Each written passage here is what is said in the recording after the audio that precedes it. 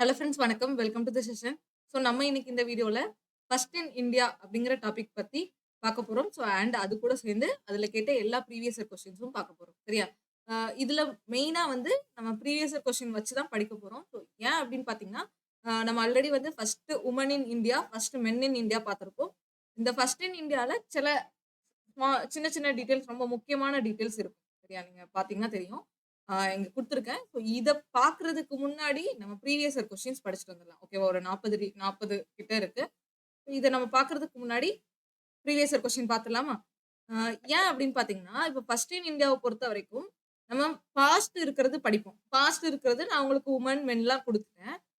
அதே மாரி இந்த ஃபர்ஸ்ட் இன் இந்தியாங்கிறது வந்துட்டு மென், வுமன தாண்டி ஃபர்ஸ்ட் இன் பிளேஸஸா இருக்கலாம். இல்ல ஃபர்ஸ்ட் வந்து அ ஸ்பேஸ் சேட்டிலைட்டா இருக்கலாம். ஸோ அந்த மாதிரி சொல்றது. அதுல ஃபர்ஸ்ட் இன் இந்தியா அப்படிங்கிறது பார்க்க போறோம். ஸோ இதுல பார்த்தீங்கன்னா, கரண்ட் அஃபேர்ஸும் கவர் பண்ணணும். பாஸ்ட்ல இருக்கிறதும் கவர் பண்ணணும். ஸோ அதனால தான் நம்ம என்ன பண்ண போறோம்னா, ரிவர்ஸ் இன்ஜினியரிங் மெத்தட்ல படிக்க போறோம். ரிவர்ஸ் இன்ஜினியரிங் மெத்தட்னா ஒண்ணும் இல்ல. ஃபர்ஸ்ட் ப்ரீவியஸ் இயர் கொஸ்டின் படிச்சுட்டு, அதுக்கப்புறம் அதோட கன்டென்ட்ட படிக்கிறது. ஓகேவா? ஸோ நம்ம எப்பவுமே நம்ம நம்ம நம்ம என்னோட வீடியோஸ் எப்படி இருந்திருக்கும்னா, ஃபர்ஸ்ட் கன்டென்ட் குடுத்திருப்பேன். அதுக்கப்புறம் ப்ரீவியஸ் இயர் கொஸ்டின் குடுப்பேனா, ரிவர்ஸ் இன்ஜினியரிங் மெத்தட் பொறுத்தவரைக்கும் ப்ரீவியஸ் இயர் கொஸ்டின் படிச்சதுக்கு அப்புறம் கன்டென்ட் தெரிஞ்சுக்க போறோம். அவ்வளவுதான் வித்தியாசம். சரியா? ஏன்னா இனிமேல் வரக்கூடிய ஒவ்வொரு செஷனுமே மேக்ஸிமம் நம்ம ப்ரீவியஸ் இயர் கொஸ்டின்ஸ் கொண்டு வரதா தான் பிளான் பண்ணியிருக்கேன். ஏன்னா நெறைய பேர் வந்து கேட்டிருக்காங்க. பெர்மர் அப்படின்னு சொல்லிட்டு ஒரு ஹிந்தி சேனல் வந்து ப்ரீவியஸ் இயர் கொஸ்டின்ஸ் சீரிஸ் வந்து போட்டுட்டு இருக்காங்க. அதே மாதிரி எனக்கே 4, 5 ஸ்டூடண்ட்ஸ் ரெஃபர் பண்ணிட்டாங்க. நீங்களும் அதே மாதிரி ப்ரீவியஸ் இயர் கொஸ்டின்ஸ் எடுங்க அப்படின்னு சொல்லிட்டு. ஸோ அதனால அது கொஞ்சம் ட்ரை பண்ணலான்னு இருக்கேன். அதுவும் எப்படி அப்படின்னு பார்த்தீங்கன்னா, கம்ப்ளீட்டா பினாக்கிள் புக் வச்சு தான். சரியா? பினாக்கிள் புக் எல்லாருக்குமே தெரிஞ்சிருக்கும். அந்த பினாக்கிள் புக்ல சாப்டர் வைஸ் ஹையஸ்ட் வெயிட்டேஜ் இருக்கக்கூடிய டாபிக் எல்லாம் ஃபர்ஸ்ட் உங்களுக்கு குடுக்குறேன். சரியா? ஃபர்ஸ்ட் அத முடிச்சிடலாம். ஃபார் எக்ஸாம்பிள் இப்ப சொல்லணும்னா, சயன்ஸ் எடுத்துக்கிட்டீங்கன்னா, பயாலஜில பயாலஜில பார்த்தீங்கன்னா, செல்ஸ்ல இருந்து அதிகமா வரும். டிசீஸ்ல இருந்து அதிகமா வரும். ஓகேவா? ஸோ இந்த மாதிரி ஒவ்வொரு சப்ஜெக்ட்லயும் இருக்கக்கூடிய ஹையஸ்ட் வெயிட்டேஜ் கொஸ்டின்ஸ் அந்த டாபிக்கா எடுத்து, அந்த கொஸ்டின ஃபர்ஸ்ட் நான் உங்களுக்கு கொண்டு வரேன். சரியா? ஆல்ரெடி பயாலஜில நான் நெறைய கன்டென்ட் ஆல்ரெடி குடுத்திருப்பேன். சரியா? Nutrition in animals, nutrition in plants அந்த மாதிரி டிசீசஸ், விட்டமின்ஸ் எல்லாமே நான் குடுத்திருக்கேன். ஸோ அதெல்லாம் பார்க்காதவங்க பார்த்துக்கோங்க. இனிமேல் எல்லாமே இது வந்து பயாலஜிக்கு மட்டும் கிடையாது. பயாலஜி, அப்புறம் பிசிக்ஸ் அண்ட் எல்லா சப்ஜெக்ட்டுக்குமே top most important highest weightage இருக்கக்கூடிய ப்ரீவியஸ் இயர் கொஸ்டின்ஸ் எல்லாமே நான் கொண்டு வந்து, நான் உங்களுக்கு அத எக்ஸ்ப்ளைன் பண்ணி குடுக்குறேன். ஸோ அப்படி படிக்கும்போது, உங்களுக்கு கண்டிப்பா யூஸ்ஃபுல்லா இருக்கும். நீங்க வந்து ஒரு ஹிந்தி சேனல் தான் போய் பார்த்து படிக்கணும் அப்படிங்கிறது இருக்காது. நான் வந்து டாபிக் வைஸ் குடுக்க போறேன். அங்க வந்து ஓவராலா கவர் பண்ணி குடுத்தாங்க. நான் உங்களுக்கு டாபிக் வைஸ் குடுக்கறதுனால கொஞ்சம் ஈஸியா இருக்கும் படிக்கிறதுக்கு. ஓகேவா? ஸோ இதுதான் இந்த இப்போதைக்கு பிளான். இந்த ப்ரீவியஸ் இயர் கொஸ்டின் வச்சு, அது போக சைடு பை சைடு வந்து உங்களுக்கு ஸ்டாட்டிக் ஜிகே பைட்ஸ் வந்துரும். ஓகேவா? ஸ்டாட்டிக் ஜிகே பைட்ஸ் வந்துரும். வேற நான் வந்து கன்டென்ட்டும் எடுத்துட்டு இருக்கேன். ஸோ ஜிகே கன்டென்ட் வந்துட்டு இப்போ லாஸ்ட்டா வந்து ஃபர்ஸ்ட் இன் வுமன் எடுத்தோம். இன்னைக்கு ஃபர்ஸ்ட் இன் இந்தியா பார்க்குறோம். அதே மாதிரி என்னென்ன ஜிகே கன்டென்ட்ஸ்லாம் குடுக்கணுமோ, அந்தந்த முக்கியமான ஜிகே கன்டென்ட்ஸ்லாம் உங்களுக்கு வந்துட்டே தான் இருக்கும். பட் இந்த ப்ரீவியஸ் இயர் கொஸ்டின நம்ம ரெகுலரா வச்சுக்கலாம். சரியா? எதெல்லாம் ரொம்ப ரொம்ப முக்கியமான டாபிக்ஸோ அதெல்லாம் ஃபர்ஸ்ட் கவர் பண்ணி குடுக்குறேன். உங்களுக்கு நான் அடுத்தடுத்து அந்த செஷன் கொண்டு வரும்போதே தெரியும். எப்படியெல்லாம் நம்ம கவர் பண்ண போறோங்கிறது. ஸோ புரிஞ்சுச்சா? இதுதான் இப்போதைக்கு என்னால ஜிஎஸ்க்கு உங்களுக்கு குடுக்கக்கூடிய ஒரு இதா இருக்கும். ஏன்னா, இதுக்கப்புறம் நான் வந்து கொஞ்சம் மேத்ஸும் எடுக்கலான்ட்டு பிளான் பண்ணியிருக்கேன். ஸோ மேத்ஸுக்கு இப்பதான் நான் பிரிப்பேர் பண்ணிட்டு இருக்கேன். ப்ராசஸ் போயிட்டு இருக்கு. ஸோ அதுக்கான எடிட்டிங்லாம் போயிட்டு இருக்கு. ஒன்ஸ் அது வந்து எனக்கு ஓவராலா செட் ஆயிடுச்சுன்னா, நான் மேத்ஸ் வந்து ரெகுலரா கிளாஸ் கொண்டு வரலான்னு இருக்கேன். ஓகேவா? எல்லாரும் அதிகமா எதிர்பார்க்கிறது மேத்ஸும், ஜிஎஸ்ஸும் தான். சரியா? ஜிஎஸ்ஸும், மேத்ஸும் தான். ஓகே. நான் உங்களுக்கு இங்கிலீஷ்க்கான ஓவரால் சொல்யூஷன் குடுத்துட்டேன். இங்கிலீஷ் வந்து உங்க கையில தான் இருக்கு இனிமேல். பட் மேத்ஸும், ஜிஎஸும் இனிமேல் என் சைட்ல இருந்து குடுக்க வேண்டியது அதிகமா இருக்குது. ஸோ அதெல்லாம் நான் உங்களுக்கு போடுறேன். ஓகேவா? ஸோ அடுத்தடுத்து நான் பிளான வந்து இன்னும் போக போக சொல்றேன். ஒரே இதுல வந்து நம்ம எனக்கு ஃபுல் அண்ட் ஃபுல் நம்ம வந்து நம்ம தலையில எடுத்து போட்டுக்க வேண்டாம். ஸோ என்னால என்ன முடியுமோ அத நான் குடுக்க ட்ரை பண்றேன். ஸோ பார்க்கலாம். ஓகேவா? செஷன்ஸ் எப்படி போகுதுன்னு சொல்லிட்டு. ஆனா ரெகுலரா ஆ நீங்க வந்து கிளாஸ் டெஸ்ட் பிக்யூஆர்எஸ்ஸா இருக்கட்டும், அண்ட் ஸ்டாட்டிக் ஜிகே பைட்ஸா இருக்கட்டும், அத டெய்லி ஃபாலோ பண்ணுங்க. சரியா? அதுல வந்து நம்ம முடிஞ்ச அளவுக்கு பெஸ்ட்ட குடுத்துட்டு இருக்கோம். நெறைய ஸ்டூடண்ட்ஸ் ஃபாலோ பண்ணிட்டு இருக்கீங்க. அதே மாதிரி ரெகுலரா ஃபாலோ பண்ணிட்டு ஓகேவா? ஸோ இன்னைக்கான செஷனுக்குள்ள போயிடலாம். இன்னைக்கு பார்த்தீங்கன்னா, ஃபர்ஸ்ட் இன் இந்தியா பார்க்க போறோம். அதோட ப்ரீவியஸ் இயர் கொஸ்டின் படிச்சுட்டு, அதுக்கப்புறம் பேசிக் பார்த்துக்கலாம். இதுலயே உங்களுக்கு கரண்ட் அஃபேர்ஸ் கவர் பண்ணணும் அப்படின்னு கேட்டீங்கன்னா, உங்களுக்கு நான் அதுக்கு ஆ தனியா அதுக்கு நான் உங்களுக்கு கரண்ட் அஃபேர்ஸ் படிக்கும்போது அதுல இருக்கிறத நான் சொல்றேன். ஓகேவா? இல்லாட்டி அதுக்கான பிடிஎஃப்ஸ் அவைலபிளா இருக்கு. நான் அத குடுத்துர்றேன். ஓகேவா? ரீசனா லாஸ்ட் 1 ஆர் 2 இயர்ஸ்ல ஃபர்ஸ்ட் அப்படின்னு சொல்லிட்டு வரும். ஃபர்ஸ்ட் பிளாட்டிங் ஏடிஎம் அப்படிலாம் கேட்பாங்க. சரியா? அதே மாதிரி கொஸ்டின் எப்படி கேட்பாங்கன்னு நம்ம இப்போ உங்களுக்கு இந்த ப்ரீவியஸ் இயர் கொஸ்டின் பார்க்கும்போதே தெரிஞ்சிரும். இது பெனாக்கல்ல இருந்து எடுத்ததுனால, சோ இந்த மாதிரி நம்பர் ஸ்டார்ட் ஆகும். சோ அது கண்டுக்காதீங்க. ஓகேவா? இப்போ ஃபர்ஸ்ட் கொஸ்டின் பார்த்துடலாமா? இந்தியாவோட first under water train project எங்க லான்ச் பண்ணப்பட்டிருக்குன்னு கேட்டிருக்காங்க. சோ இது ரொம்ப ஈஸி. வெஸ்ட் பெங்கால்ல தான் லான்ச் பண்ணிருப்பாங்க. கொல்கத்தா. ஓகேவா? கொல்கத்தால தான் அண்டர் வாட்டர் ஹூக்ளி ரிவர்ன்னு சொல்லுவாங்க. கங்கா ரிவர் தான் கொல்கத்தால ஹூக்ளி ரிவர்ன்னு சொல்லுவாங்க. அந்த ரிவர்ல ஒரு டனல் கட்டி அந்த டனலுக்குள்ள ஒரு மெட்ரோ விட்டுருக்காங்க. மெட்ரோ விடுறதுக்கான ப்ராஜெக்ட். சரியா? இதுதான் இந்தியாவோட ஃபர்ஸ்ட் அண்டர் வாட்டர் ட்ரெயின் ப்ராஜெக்ட்ன்னு அர்த்தம். அடுத்து இந்தியாவோட ஃபர்ஸ்ட் டிஃபென்ஸ் மினிஸ்டர் யாருன்னு கேட்டிருக்காங்க. சோ இந்தியாவோட ஃபர்ஸ்ட் எஜுகேஷன் மினிஸ்டர், இந்தியாவோட ஃபர்ஸ்ட் பிரைம் மினிஸ்டர் இதெல்லாம் கேட்க வாய்ப்பு இருக்கு. சோ இங்க டிஃபென்ஸ் மினிஸ்டர் யாருன்னு பார்த்தீங்கன்னா, பல்தேவ் சிங். சர்தார் பல்தேவ் சிங் தான் டிஃபென்ஸ் மினிஸ்டர். அண்ட் இண்டிபெண்டன்ஸ்க்கு அப்புறம் ஃபர்ஸ்ட் ப்ரீ கேபினெட் இந்தியாவோட ஃபர்ஸ்ட் கேபினெட்டோட அ அ பிரைம் மினிஸ்டர் அதுல இருக்கக்கூடிய முக்கியமான கேபினெட் மினிஸ்டர்ஸ்லாம் யாருன்னு இங்க குடுத்துருக்கேன் பார்த்துக்கோங்க. பிரைம் மினிஸ்டர் யாருன்னு பார்த்தீங்கன்னா, ஜவஹர்லால் நேரு. அண்ட் அவரோட மத்த போஸ்ட் எக்ஸ்டர்னல் அஃபேர்ஸ் மினிஸ்டரா இருந்திருக்காரு. காமன்வெல்த் ரிலேஷன்ஸ் ரிலேட்டடா அவர் தான் பார்த்துட்டு இருந்திருக்காரு. சயின்டிபிக் ரிசர்ச் ரிலேட்டடும் ஜவஹர்லால் நேரு தான் பார்த்துருக்காங்க. அதுக்கப்புறம் பார்த்தீங்கன்னா, சர்தார் வல்லபாய் பட்டேல் வந்துட்டு ஹோம் மினிஸ்டரா இருந்திருப்பாங்க. ஓகேவா? ஃப்ரீ இந்தியாவோட ஃபர்ஸ்ட் ஹோம் மினிஸ்டர் யாருன்னா, வல்லபாய் பட்டேல். அதுக்கப்புறம் இவரே தான் இன்ஃபர்மேஷன் அண்ட் பிராட்காஸ்டிங் மினிஸ்டராவும் இருந்திருப்பாங்க. ப்ராவின்சஸ்க்கும் ஸ்டேட்ஸ், ப்ராவின்சஸ் அப்படின்னு சொல்லிட்டு இவர வச்சு படிப்போம். சர்தார் வல்லபாய் பட்டேல் பார்த்தீங்கன்னா. ஸோ அதுவும் இவர் தான். அடுத்து பார்த்தீங்கன்னா, ராஜேந்திர பிரசாத் பார்த்தீங்கன்னா, food and agriculture minister. Maulana Abdul Kalam Azad. இது ரொம்ப ரொம்ப முக்கியம். இவர பத்தின அடிக்கடி கேட்பாங்க. இவரோட புக்ஸ் கேட்பாங்க. ஸோ கண்டிப்பா இவர பத்தி தெரிஞ்சுக்கோங்க. இவர் வந்து ஒரு education minister. First Indian education minister இவர் தான். அப்புறம் ரயில்வேஸ் மினிஸ்டர் குடுத்துருக்கோம். ஜான் மெத்தாய். ஃபைனான்ஸ் மினிஸ்டர் வந்துட்டு சண்முகம் செட்டி. லா மினிஸ்டர் எல்லாருக்குமே தெரியும். Ambedkar. Labour minister Jagjivan Ram. And commerce minister C H. Bhabha. அப்புறம் ஹெல்த் மினிஸ்டர் வந்துட்டு ராஜ்குமாரி அம்ரித் கௌர். இது நான் உங்களுக்கு ஃபர்ஸ்ட் இன் உமன்ல நடத்தியிருப்பேன். ராஜ்குமாரி அம்ரித் கௌர்ங்கிறவங்க. அப்புறம் கம்யூனிகேஷன் மினிஸ்டர் வந்துட்டு Rafi Ahmed Kidwai. Industries and supplies minister வந்துட்டு ஷியாம் பிரசாத் முகர்ஜி. இவர் ரொம்ப முக்கியமான ஒரு ஆள். ஓகேவா? அடுத்து ஒர்க்ஸ் மைன்ஸ் அண்ட் பவரோட மினிஸ்டர் வந்து கட்கில். வி.என். கட்கில் தான். சரி. இது பார்த்துட்டோமா? இதுக்கப்புறம் வந்து first president of Indian Olympic association. Indian Olympic association ஐஓஏன்னு இருக்கு. ஐஓசின்னு இருக்கு. ஐஓசி அப்படிங்கிறது இன்டர்நேஷனல் ஒலிம்பிக் அ கவுன்சிலா? International Olympic committee. ஓகேவா? ஐஓசிங்கிறது இன்டர்நேஷனல் ஒலிம்பிக் கமிட்டி. ஐஓஏ அப்படிங்கிறது இந்தியன் ஒலிம்பிக் அசோசியேஷன். ஓகேவா? இது 2க்கும் ரொம்ப வித்தியாசம் ரொம்ப இருக்குது. சோ நல்லா பார்த்துக்கோங்க.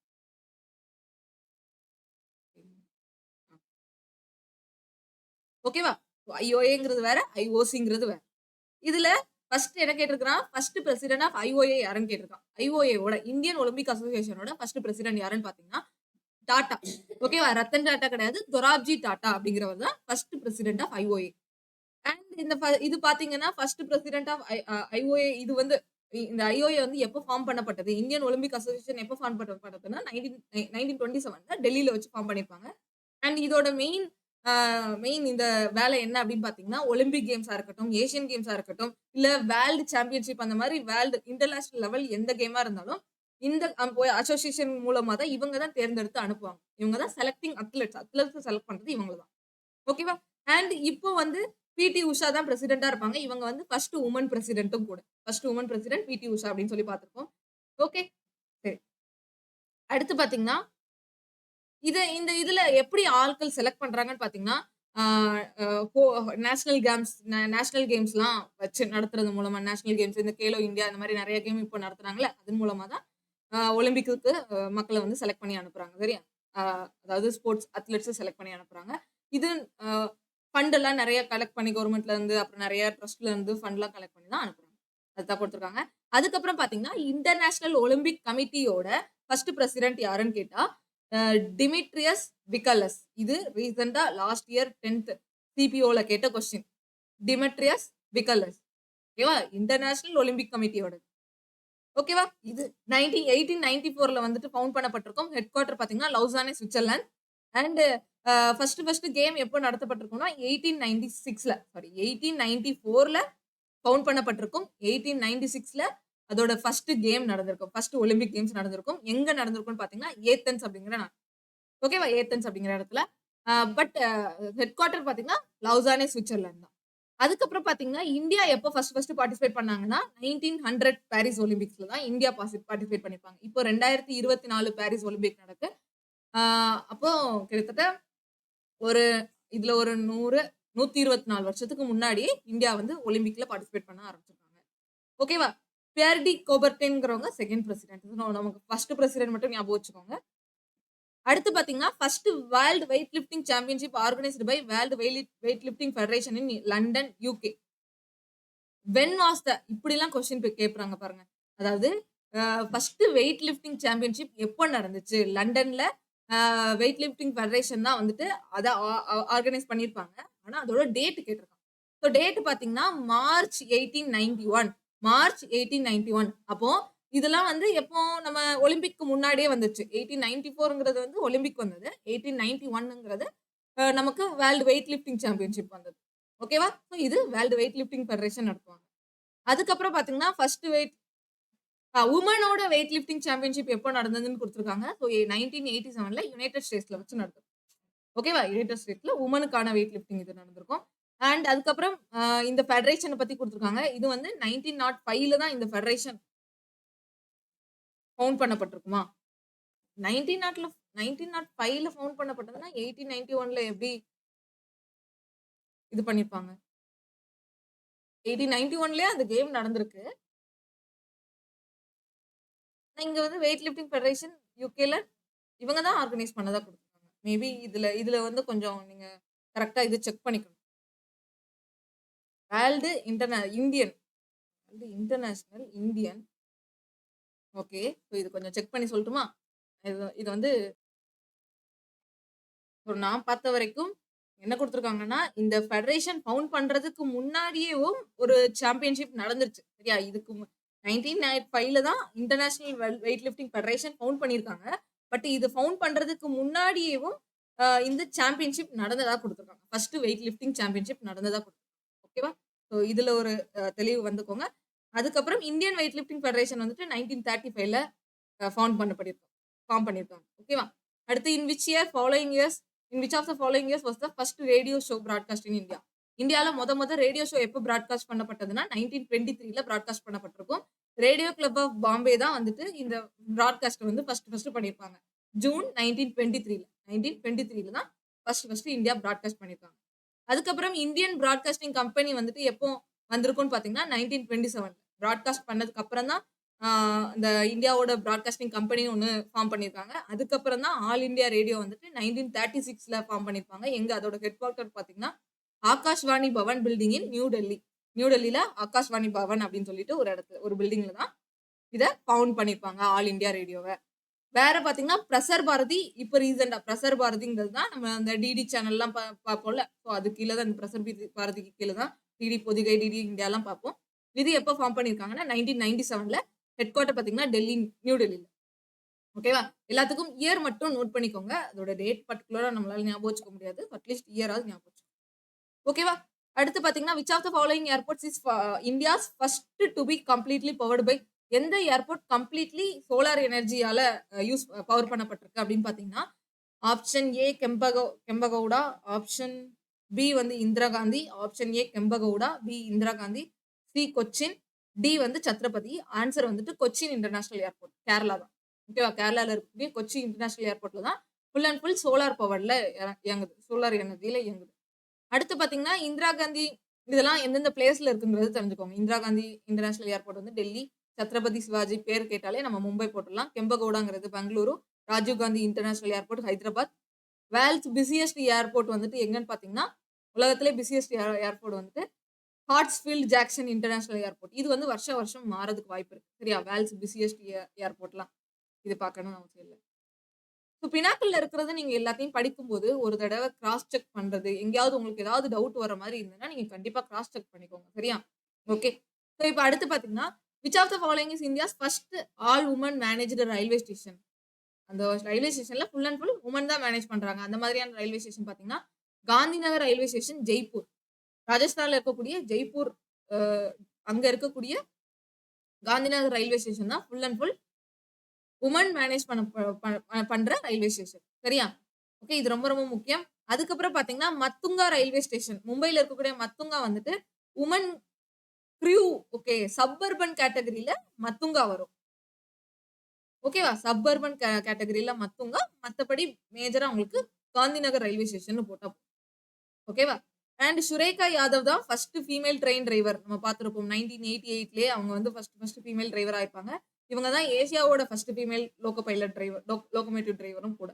அண்ட் இவங்க இப்போ கரண்ட்டா வந்தே பாரத்ல கூட போயிட்டு இருக்காங்கன்னு சொல்லி பார்த்திருப்போம். சுரேகா யாதவ் பார்த்திருக்கோங்க. இது நம்ம உமன் இதுலயே படிச்சோம். ஆனா இங்க நம்ம தெரிஞ்சுக்கக்கூடியது all woman managed railway station எதுன்னு கேட்டா Gandhinagar railway station. Woman crew இருக்கக்கூடிய சப்பர்மன் கேட்டகரியில வரக்கூடிய ரயில்வே ஸ்டேஷன் மத்துங்கா. ஓகேவா? இந்த 2ம் ஞாபகம் வச்சா போதும். அடுத்து ஜவஹர்லால் யுனிவர்சிட்டியோட ஃபர்ஸ்ட் உமன் வைஸ் சான்சலர் யாருன்னு கேட்பாங்க. ஸோ இது யாருன்னு பார்த்தீங்கன்னா, சாந்தி ஸ்ரீ பண்டிட். பண்டிட் ஜவஹர்லால் நேரு, பண்டிட் சாந்தி ஸ்ரீ. ஈஸியா ஞாபகம் வச்சுக்கலாமா? அவரோட யுனிவர்சிட்டிங்கிறதுனால அவர் ஃபர்ஸ்ட் உமன் வைஸ் சான்சலர் சாந்தி ஸ்ரீ பண்டிட். பண்டிட் அந்த பேரு ஞாபகம் வச்சுக்கோங்க. இது வந்து 1969ல வந்து எஸ்டாப்ளிஷ் பண்ணப்பட்டிருக்கும். பார்லிமெண்ட்ல ஒரு ஆக்டாவே இத போட்டிருக்காங்க. இத எஸ்டாப்ளிஷ் பண்றதுக்கு. ஃபர்ஸ்ட் வைஸ் சான்சலர் மென்னுல பார்த்தீங்கன்னா, பார்த்தசாரதின்னு குடுத்திருக்காங்க. ஓகேவா? அடுத்து பார்த்தீங்கன்னா, ஃபர்ஸ்ட் பாராலிம்பிக் கேம்ஸ் வந்து எப்போ எந்த இயர்ல ஹெல்ப் பண்ணப்பட்டிருக்குன்னு கேட்டிருக்காங்க. இது ரொம்ப ரொம்ப முக்கியமானது. முத பாராலிம்பிக் கேம் வந்து எப்போ ஹெல்ப் பண்ணியிருக்காங்கன்னா, நடத்தியிருக்காங்கன்னா 1960ல. 1896ல தான் ஃபர்ஸ்ட் ஒலிம்பிக் நடந்ததுன்னு பார்த்தோம். என்ன பார்த்தோம்? 1896ல தான் ஃபர்ஸ்ட் ஒலிம்பிக் நடந்ததுன்னு பார்த்தோமா? 1960ல தான் ஃபர்ஸ்ட் பாராலிம்பிக் நடந்தது. ஓகேவா? இது எங்க நடந்திருக்குன்னா, ரோம், இட்டாலியில நடந்திருக்கும். ஃபர்ஸ்ட் வின்டர் பாராலிம்பிக் வந்துட்டு ஸ்வீடன்ல 1976ல நடந்திருக்கும். ஒரு 16 வருஷம் கழிச்சு. இதுவும். ஓகேவா? ரோம், இட்டாலியில ஃபர்ஸ்ட் பாராலிம்பிக் நடந்திருக்கும். ஏதென்ஸ்ல ஃபர்ஸ்ட் ஒலிம்பிக் நடக்கும். And first news paper. ஓகேவா? ஹூ வாஸ் பிகைன் publishing the first news paper in India? இந்தியால மொத நியூஸ் பேப்பர் பப்ளிஷ் பண்றதுக்கு காரணமா இருந்தவர் யாருன்னு பார்த்தீங்கன்னா, ஜேம்ஸ் அகஸ்டஸ் ஹிக்கே. ஜேம்ஸ் அகஸ்டஸ் ஹிக்கே அப்படிங்கிறவர் தான் மொத இந்தியால நியூஸ் பேப்பர் வர்றதுக்கான காரணமா இருந்திருக்காங்க. இவர் வந்து பெங்கால் கெசெட்ட வந்து பப்ளிஷ் பண்ணியிருப்பாரு. இன் கல்கத்தால வச்சு 1780ல. ஓகேவா? It was weekly English news paper started by an Irishman. ஓகேவா? அயர்லாண்ட சேர்ந்த ஒருத்தர் பெங்கால் கெசெட் அப்படின்னு சொல்லிட்டு ஒரு நியூஸ் பேப்பர், இங்கிலீஷ் நியூஸ் பேப்பர பப்ளிஷ் பண்ணியிருக்காரு. ஓகேவா? அதுக்கப்புறம் பார்த்தீங்கன்னா, first Hindi language weekly news paper, வார இதழ் எதுன்னு பார்த்தீங்கன்னா, உதாந்த் மார்த்தாண்ட். ஓகேவா? உதாந்த் மார்த்தாண்ட் அப்படின்னு குடுத்துருக்காங்க. ரைசிங் சன்னா அதோட மீனிங். ஓகேவா? இதுவும் கல்கத்தால தான் ரிலீஸ் பண்ணியிருக்காங்க. கல்கத்தால தான் பப்ளிஷ் பண்ணியிருக்காங்க. யார் பப்ளிஷ் பண்ணியிருக்கா? யாரால பப்ளிஷ் பண்ணப்பட்டதுன்னா, ஜுகல் கிஷோர் சுக்லா. ஜுகல் கிஷோர் சுக்லா தான் இத பப்ளிஷ் பண்ணியிருப்பாங்க. ஓகேவா? பார்த்துக்கோங்க. அதுக்கப்புறம் இந்தியாவோட ஃபர்ஸ்ட் சீஃப் எலக்ஷன் கமிஷனர் யாருன்னு கேட்பாங்க. சுகுமார் சென். சுகுமார் சென். இந்தியாவோட first CEC, chief election commissioner Sukumar Sen. And Nagendra Singh அப்படிங்கிறவங்க வந்துட்டு first Indian to be president of International court of Justice from year. Okay. இது எக்ஸ்ட்ரா இந்த ஆப்ஷன்ல இருக்கிறத எக்ஸ்பிளைன் பண்ணி குடுத்துருக்காங்க. சரியா? இந்த ஆப்ஷன்ல இந்த குடுத்துருக்கிறதுல நாகேந்திர சிங் அப்படிங்கிறவங்க வந்து இந்தியாவோட ஃபர்ஸ்ட் நான் இதெல்லாம் நம்ம அங்க கவர் பண்ணல. ஃபர்ஸ்ட் மென்னின் இதுல. இப்ப நமக்கு ப்ரீவியஸ் இயர் கொஸ்டின் பார்க்கும்போது அந்த ஆப்ஷன்ல இருக்கிறதுமே உங்களுக்கு கவர் ஆகுது பாத்தீங்களா? ஸோ இதெல்லாமே சேர்த்து ஒரு தடவ ரிவைஸ் பண்ணிக்கோங்க. ரொம்ப யூஸ்ஃபுல்லா இருக்கும். நாகேந்திர சிங் அப்படிங்கிறவங்க இன்டர்நேஷனல் கோர்ட் ஆஃப் ஜஸ்டிஸோட ஃபர்ஸ்ட் இந்தியன் பிரசிடென்ட்டா இருந்திருக்காங்க. அதுக்கப்புறம் கேவிகே சுந்தரம் அப்படிங்கிறவங்க second chief election commissioner. Sukumar Sen வந்து ஃபர்ஸ்ட், கேவிகே சுந்தரம் வந்து செகண்ட். நீங்க சுகுமார் சென் மட்டும் ஞாபகம் வச்சுக்கிட்டா கூட போதுமானது. அடுத்து இந்தியாவோட first women's cricket world cup வந்து எந்த கண்ட்ரில ஹோஸ்ட் பண்ணப்பட்டதுன்னு கேட்குறாங்க. Women's world cup, cricket world cup எந்த கண்ட்ரில ஹோஸ்ட் பண்ணப்பட்டது? Last year CGL question. Answer England. இங்கிலாந்துல தான் மொத women's world cup, women's cricket world cup வந்துட்டு ஹோஸ்ட் பண்ணப்பட்டிருக்கும். இதுல இங்கிலாந்துல நடந்து இங்கிலாந்து தான் வின் பண்ணியிருப்பாங்க. ஓகேவா? 1973ல ஃபர்ஸ்ட். ரீசென்ட்டா பார்த்தீங்கன்னா 2022ல நியூசிலாந்துல வச்சு நடந்திருக்கும். ஆஸ்திரேலியா அதுல வின் பண்ணியிருப்பாங்க. அதுக்கப்புறம் ICC women's T20 world cup 2024ல இந்த வருஷம் வரப்போகுது பங்களாதேஷ்ல. ஓகேவா? அண்ட் 2026 வந்துட்டு இங்கிலாந்துல வரும். 2025ல வந்து 50 ஓவர் வேர்ல்டு கப். இது வந்து 50 ஓவர் வேர்ல்டு கப். சரியா? இது இந்தியால தான் நடக்க போகுது. உமன்ஸ் கிரிக்கெட் வேர்ல்டு கப் அடுத்த வருஷம் இந்தியால தான் நடக்க போகுது. நல்லா ஞாபகம் வச்சுக்கோங்க. இது கேட்க வாய்ப்பு இருக்கு. இதுல இந்த குடுத்திருக்கிற ஆப்ஷன்ல ஏதாவது ஒண்ணு கண்டிப்பா உங்களுக்கு எக்ஸாம்ல வர வாய்ப்பு இருக்கு. உமன்ஸ் வச்சும் வரும், மென்ஸ் வச்சும் வரும். மென்ஸோட அடுத்த world cup 50 over world cup south ஆப்பிரிக்கால வரப்போகுதுல. அதெல்லாம் தெரிஞ்சுக்கோங்க. அடுத்து ICC women's T20 champions trophy. Women's T20 champions trophy வந்துட்டு ஸ்ரீலங்கால நடக்க போகுது. மென்ஸ் சாம்பியன்ஸ் டிராஃபி வந்துட்டு பாகிஸ்தான்ல அடுத்த வருஷம் நடக்க போகுது 2025ல. உமனோடது 2027ல ஸ்ரீலங்கால நடக்க போகுது. இப்ப கரண்டா ஏசியா கப் வந்து ஸ்ரீலங்கால நடந்திருக்கும் சரியா? அதையும் ஃபாலோ பண்ணிக்கோங்க. ஸ்ரீலங்கா தான் வின் பண்ணியிருப்பாங்க. ஃபர்ஸ்ட் டைம் ஸ்ரீலங்கா வின் பண்ணியிருப்பாங்க. இதுவரைக்கும் இந்தியா உமன்ஸ்ல பாத்தீங்கன்னா 7 வின் பண்ணியிருக்காங்க. 7 ஏசியா கப் வந்து உமன்ஸ் வின் பண்ணியிருக்காங்க. ஸோ அதெல்லாம் தெரிஞ்சுக்கோங்க. உமன் கிரிக்கெட் பத்தி இப்போ அதிகமா கொஸ்டின் கேட்க ஆரம்பிச்சிட்டாங்க. ஸோ நல்லா தெரிஞ்சுக்கோங்க. அடுத்து hockey world cup first world cup title இன் ஹாக்கி. இந்தியா வந்து எப்போ வேர்ல்டு கப் வின் பண்ணுச்சு ஹாக்கில அப்படின்னு கேட்டிருக்காங்க. ஸோ இதை பொறுத்த வரைக்கும் பாத்தீங்கன்னா ரொம்ப ரொம்ப முக்கியமானது 1975ல தான் இந்தியா முத ஹாக்கி வேர்ல்டு கப் வின் பண்ணிருப்பாங்க. வேர்ல்டு கப் டைட்டில் வின் பண்ணிருப்பாங்க 1975ல. அண்ட் அது மட்டும் இல்லாம இந்தியா இது வரைக்கும் 8 ஒலிம்பிக்ஸ் கோல்டு மெடல் வின் பண்ணிருக்காங்க ஹாக்கில. ஓகேவா? Olympics gold medal 8 gold medal win பண்ணிருக்காங்க. ரொம்ப ரொம்ப முக்கியமானது இது. அதுவும் 6 வந்துட்டு தொடர்ச்சியா இன்னர் ரோல வாங்கியிருக்காங்க. ஃப்ரம் 1928ல இருந்து 1956க்குள்ள 6 தொடர்ச்சியான கோல்டு மெடலும் 1964ல ஒரு மெடல் அண்ட் 1980ல ஒரு மெடல் டோட்டலா 8 மெடல் வின் பண்ணிருக்காங்க ஒலிம்பிக்ஸ்ல. ஒலிம்பிக்ஸ்ல 8 அதே மாதிரி வேர்ல்டு கப் டைட்டில் பாத்தீங்கன்னா முத எங்க வின் பண்ணிருக்காங்க 1975ல வின் பண்ணிருப்பாங்க. ஓகேவா? இது மலேசியால நடந்திருக்கும். யாரோட தலைமையிலன்னு பாத்தீங்கன்னா அஜித் பால் சிங் அப்படிங்கிறவங்களோட தலைமையில தான் வந்துட்டு வின் பண்ணிருப்பாங்க. இது 3வது ஹாக்கி வேர்ல்டு கப் எடிஷன் சரியா? 3வது ஹாக்கி வேர்ல்டு கப். இது ரொம்ப ரொம்ப முக்கியம் தெரிஞ்சுக்கோங்க சரியா? இதை வச்சு கொஸ்டின் சிஜிஎல் கொஸ்டின் எதெல்லாம் இருக்கோ அது கட்டாயம் தெரிஞ்சுக்கோங்க. அது ரிலேட்டடா நீங்க கண்டிப்பா படிச்சே ஆகணும். இதுல இருக்கக்கூடிய ஆப்ஷனும் சரி, மத்த எக்ஸ்ட்ரா டீடைல் கொடுத்துருக்கதும் சரி, எக்ஸ்ட்ரா டீடைல் கண்டிப்பா தெரிஞ்சுக்கணும். இந்த உமன்ஸ் கிரிக்கெட் இது ஸ்போர்ட்ஸ் ரிலேட்டடா நான் உங்களுக்கு தனித்தனியாவே எடுத்து கொடுக்குறேன் சரியா? இன்னும் டீடைல்டா நம்ம தனித்தனியா ஒன்னொன்னா பார்க்கலாம். அடுத்து பாத்தீங்கன்னா இந்தியாவோட ஃபர்ஸ்ட் பெட்ரோ கெமிக்கல் கம்பெனி வந்துட்டு எது அப்படின்னு கேட்டிருக்காங்க. National organic chemical industry limited. ஓகேவா? NOCIL இதுதான் இந்தியாவோட first Pedro chemical industry company. And இது 1961ல ஃபவுண்ட் பண்ணப்பட்டிருக்கும். அது போக மத்த கம்பெனி எல்லாம் பாருங்க. Gas Authority of India Limited வந்துட்டு 1984ல ஃபவுண்ட் பண்ணிருப்பாங்க. ஹால்டியா பெட்ரோ கெமிக்கல் வந்துட்டு 1985ல. அண்ட் அதே மாதிரி பாத்தீங்கன்னா father of public sector undertakings அப்படின்னா டாக்டர் வி கிருஷ்ணமூர்த்தி. பப்ளிக் செக்டார்னாலே கவர்மெண்ட் தான். ஓகேவா? பப்ளிக் செக்டார் பிரைவேட் செக்டார்ல பப்ளிக் செக்டார் அப்படிங்கிறது கவர்மெண்ட் ரிலேட்டடான ஆர்கனைசேஷன்ஸ் கம்பெனிஸ் இண்டஸ்ட்ரீஸ் வரும். அதுக்கு ஃபாதர் தந்தைன்னு அழைக்கப்படுறவர் டாக்டர் வி கிருஷ்ணமூர்த்தி. ஓகேவா? தெரிஞ்சுக்கோங்க. அண்ட் அடுத்து பாத்தீங்கன்னா ஃபர்ஸ்ட் ஃபீமேல் கவர்னர் யாருன்னு கேட்டிருக்காங்க. இந்தியாவோட ஃபர்ஸ்ட் ஃபீமேல் கவர்னர் இது எல்லாத்துக்குமே தெரியும் சரோஜினி நாயுடு அவர்கள். அவங்க எந்த நாட்டை சேர்ந்தவங்கன்னு கேட்டிருக்காங்க. உத்தரப்பிரதேஷ். ஓகேவா? அண்ட் ஃபர்ஸ்ட் ஃபீமேல் பிரசிடென்ட் தெரியும் Pratibha Patel. Prime minister Indira Gandhi. Chief minister வந்துட்டு சுஜிதா கிருபாலினி. இவங்களும் யூபிஏ சேர்ந்தவங்க தான். Defence minister Nirmala Sitharaman. And first Indian to be invited to perform at the prestigious Lincoln Center hall இந்த யுஎஸ்ஏ. யுஎஸ்ஏல இருக்கக்கூடிய லிங்கன் சென்டர் ஹால்ல முத பெர்ஃபார்ம் பண்றதுக்காக இன்வைட் பண்ணப்பட்ட இந்தியன் யாருன்னு கேட்டிருக்காங்க. இது ஆர்ட் ரிலேட்டடானது தான். ஸோ யாருன்னு பாத்தீங்கன்னா பிஸ்மில்லா கான். ஸோ இவரை பத்தி ஒரு தனித்துவமான இது என்னன்னு பாத்தீங்கன்னா இவரோட மியூசிக்கல் இன்ஸ்ட்ருமெண்ட் செனாய் வாசிக்கக்கூடியவர். அண்ட் ரெட் ஃபோர்ட்ல முதல்ல 19 அதாவது நம்ம இண்டிபெண்டன்ட் கிடைச்ச அன்னைக்கு ஆகஸ்ட் 1947 அப்போ 15 அன்னைக்கு ஓகேவா? ஆகஸ்ட் 15 1947 அன்னைக்கு ரெட் ஃபோர்ட்ல மியூசிக்கல் இன்ஸ்ட்ருமெண்ட்டை பிளே பண்ணிருப்பாரு. ஷெனாயை வந்து வாசிச்சிருப்பாரு. இது ரொம்ப ரொம்ப தனித்துவமான ஒரு விஷயம். அண்ட் அது மட்டும் இல்லாம இவர் தான் முதல் Indian musician to greet the nation with his musical instrument. அவரோட மியூசிக்கல் இன்ஸ்ட்ருமெண்ட் மூலமா இந்திய நாட்டை வந்து பாராட்டிருக்காரு. கிரீட்னா பாராட்டுறது, போற்றுதல். ஓகே, ஃபர்ஸ்ட் வந்து இவர் தான் மியூசிஷியன். ஓகேவா? மியூசிக்கல் இன்ஸ்ட்ருமெண்ட் மூலமா அதை வாசிச்சு இசைச்சு பாராட்டுவாங்களா அந்த மாதிரி. அண்ட் இதுல கொடுத்துருக்க மத்த 3 பேருமே ரொம்ப ரொம்ப முக்கியம். MS சுப்புலட்சுமி, சாகிர் ஹுசேன், பண்டிட் ரவிசங்கர்.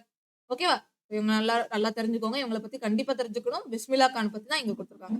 இது லாஸ்ட் இயர் சிஜிஎல்ல கேட்ட கொஸ்டின். அடுத்து பாத்தீங்கன்னா ஃபர்ஸ்ட் ரிபப்ளிக் டே செலிப்ரேஷன் அப்போ எந்த பிரசிடென்ட் வந்து சீஃப் கெஸ்டா வந்திருந்தாங்க. எந்த நாட்டை சேர்ந்த பிரசிடென்ட் வந்து ஒவ்வொரு ரிபப்ளிக் டேக்குமே ஒவ்வொரு நாட்டு சீஃப் கெஸ்டா ஒவ்வொரு நாட்டோட தலைவர்களை வந்து சீஃப் கெஸ்டா கூப்பிட்டுருப்போம். ஸோ அதுல இங்க வந்து யாரை கூப்பிட்டுருக்காங்கன்னு பாத்தீங்கன்னா இந்தோனேஷியாவை சேர்ந்த பிரசிடென்ட் சுகார்னோ அப்படிங்கிறவர் தான் நம்ம இங்க சீஃப் கெஸ்டா அழைச்சிருக்காங்க. சரியா? முத ரிபப்ளிக் டே 1950ல இருந்து 54க்கான அந்த டைம்ல. ஓகேவா? நமக்கு தெரியும் ரிபப்ளிக் டே ஃபர்ஸ்ட் ரிபப்ளிக் டே ஜான் 26 1950ல தான் கொண்டாடப்பட்டிருக்கும். அதுக்கப்புறம் தான் அந்த ரிபப்ளிக் டே பரேட் அப்பதான் வந்து இவங்களை வந்து கூட்டிருப்பாங்க. சரியா? எந்த எந்த ஸ்டேடியம்ல நடந்துச்சா ஃபர்ஸ்ட் ரிபப்ளிக் டே பரேட் வந்துட்டு இர்வின் ஸ்டேடியம்ல நடந்ததா. இப்போ வந்து நேஷனல் ஸ்டேடியம்னு சொல்றாங்க. ஓகே. இது அந்த Kingsway, red fort and Ramlila Maidan அந்த பிளேஸஸ்லலாம் நடந்திருக்குன்னு சொல்றாங்க. இந்த பரேட்ஸ். ஓகே. மொத்தம் இந்த 3 பிளேஸ் கிட்ட 3, 4 பிளேஸ் கிட்ட நடந்திருக்கு. ஸோ அந்த 4 பிளேஸும் நோட் பண்ணிக்கோங்க. ஓகே. 1952, 54ல தான் அந்த பரேட்ஸ்லாம் நடந்திருக்கும். அதுல சீஃப் கெஸ்ட்டா யார அழைச்சிருக்காங்க? இந்தோனேஷியாவை சேர்ந்த பிரசிடென்ட் சுகார்னோ. அண்ட் ஒவ்வொரு வருஷமும் யார் யார் சீஃப் கெஸ்ட்டா வந்தாங்கங்கிறதும் நல்லா தெரிஞ்சுக்கணும். ஓகே. சரி. அடுத்து வேற என்ன குடுத்துருக்காங்க? செகண்ட் சீஃப் கெஸ்ட் குடுத்துருக்காங்க. 1951ல கிங் திரிபுவன் பீர் பக்ரம் ஷா. அப்ப இங்க எதுக்கு வந்துட்டு 1954 ஓகே. 1950ல வந்து இர்வின் ஸ்டேடியத்துல நடந்ததா. 1952ல கிங்ஸ்வேல நடந்திருக்கு. 1953ல ரெட் ஃபோர்ட்ல நடந்திருக்கலாம். அப்படி குடுத்துருக்காங்கன்னு நெனைக்கிறேன். சோ இது வந்து நீங்க அ இந்த சும்மா அப்படி நம்ம பினாக்கிள் படிக்கிறோம்னு சொல்லிட்டு மேல் டாப்ல படிச்சுட்டு போனோம்னா இப்படிதான் நடக்கும். So கொஞ்சம் கொஞ்சம் டீட்டெயில்டா அதுல என்ன குடுத்துருக்காங்க கிளியரா அண்டர்ஸ்டாண்ட் பண்ணிக்கோங்க. சரியா? இது second chief guest Bir Bikram Shah நேபாள சார்ந்த அந்த அங்க உள்ள தலைவர கிங்க அழைச்சிருக்காங்க. ஓகேவா? 2வது பரேடுக்கு. ஃபர்ஸ்ட் பரேடுக்கு இந்தோனேஷியாவை சேர்ந்த பிரசிடென்ட் சுகார்னோ. மொத்தமா அந்த பரேட்ஸ் 1950ல இருந்து 1954க்குள்ள எங்கெங்கெல்லாம் நடந்திருக்குன்னு குடுத்துருக்காங்க. 4 பிளேஸ்ல. ஓகே. ஓ வேற வேற அடுத்து பார்க்கலாம். அடுத்த கொஸ்டின். இந்தியாவோட ஃபர்ஸ்ட் சீஃப் ஜஸ்டிஸ் யாருன்னு கேட்டிருக்காங்க. Chief justice of India first யாருன்னு கேட்டிருக்காங்க. ஹீராலால் ஹச்ஜே கானியா. ஓகேவா? கானியா அப்படின்னு தான் சொல்லி நம்ம பாலிட்டில எல்லாம் வருமே ஒரு பேரு கானியா. ஹீராலால் ஜேகி சுந்தாஸ் கானியா அப்படிங்கிறவர் தான் இந்தியாவோட first chief justice of India. Okay. So அடுத்து இந்த கோர்ட் ரிலேட்டடா பார்க்கணும்னா சுப்ரீம் கோர்ட் வந்துட்டு அ கல்கத்தால எஸ்டாப்ளிஷ் பண்ணப்பட்டிருக்கும். இதுக்கு சுப்ரீம் கோர்ட் எந்த ஆர்டிகிள்க்கு கீழ வரும்னா 124 ஆர்டிகிள்க்கு கீழ வரும். சரியா? அண்ட் இது வந்து ரெகுலேட்டிங் ஆக்ட் 1773 அப்பதான் சுப்ரீம் கோர்ட் வரணும் அப்படின்னு சொல்லிட்டு பிரிட்டிஷ் கவர்மெண்ட் வந்து அத ஃபார்ம் பண்ணிருப்பாங்க. சரியா? ஓகே. பட் இப்போ அது பாலிட்டில கான்ஸ்டிடியூஷன்ல இருக்குது. ஸோ ஆர்டிகிள் 124 கீழ சுப்ரீம் கோர்ட் அந்த அத இணைச்சிருப்பாங்க.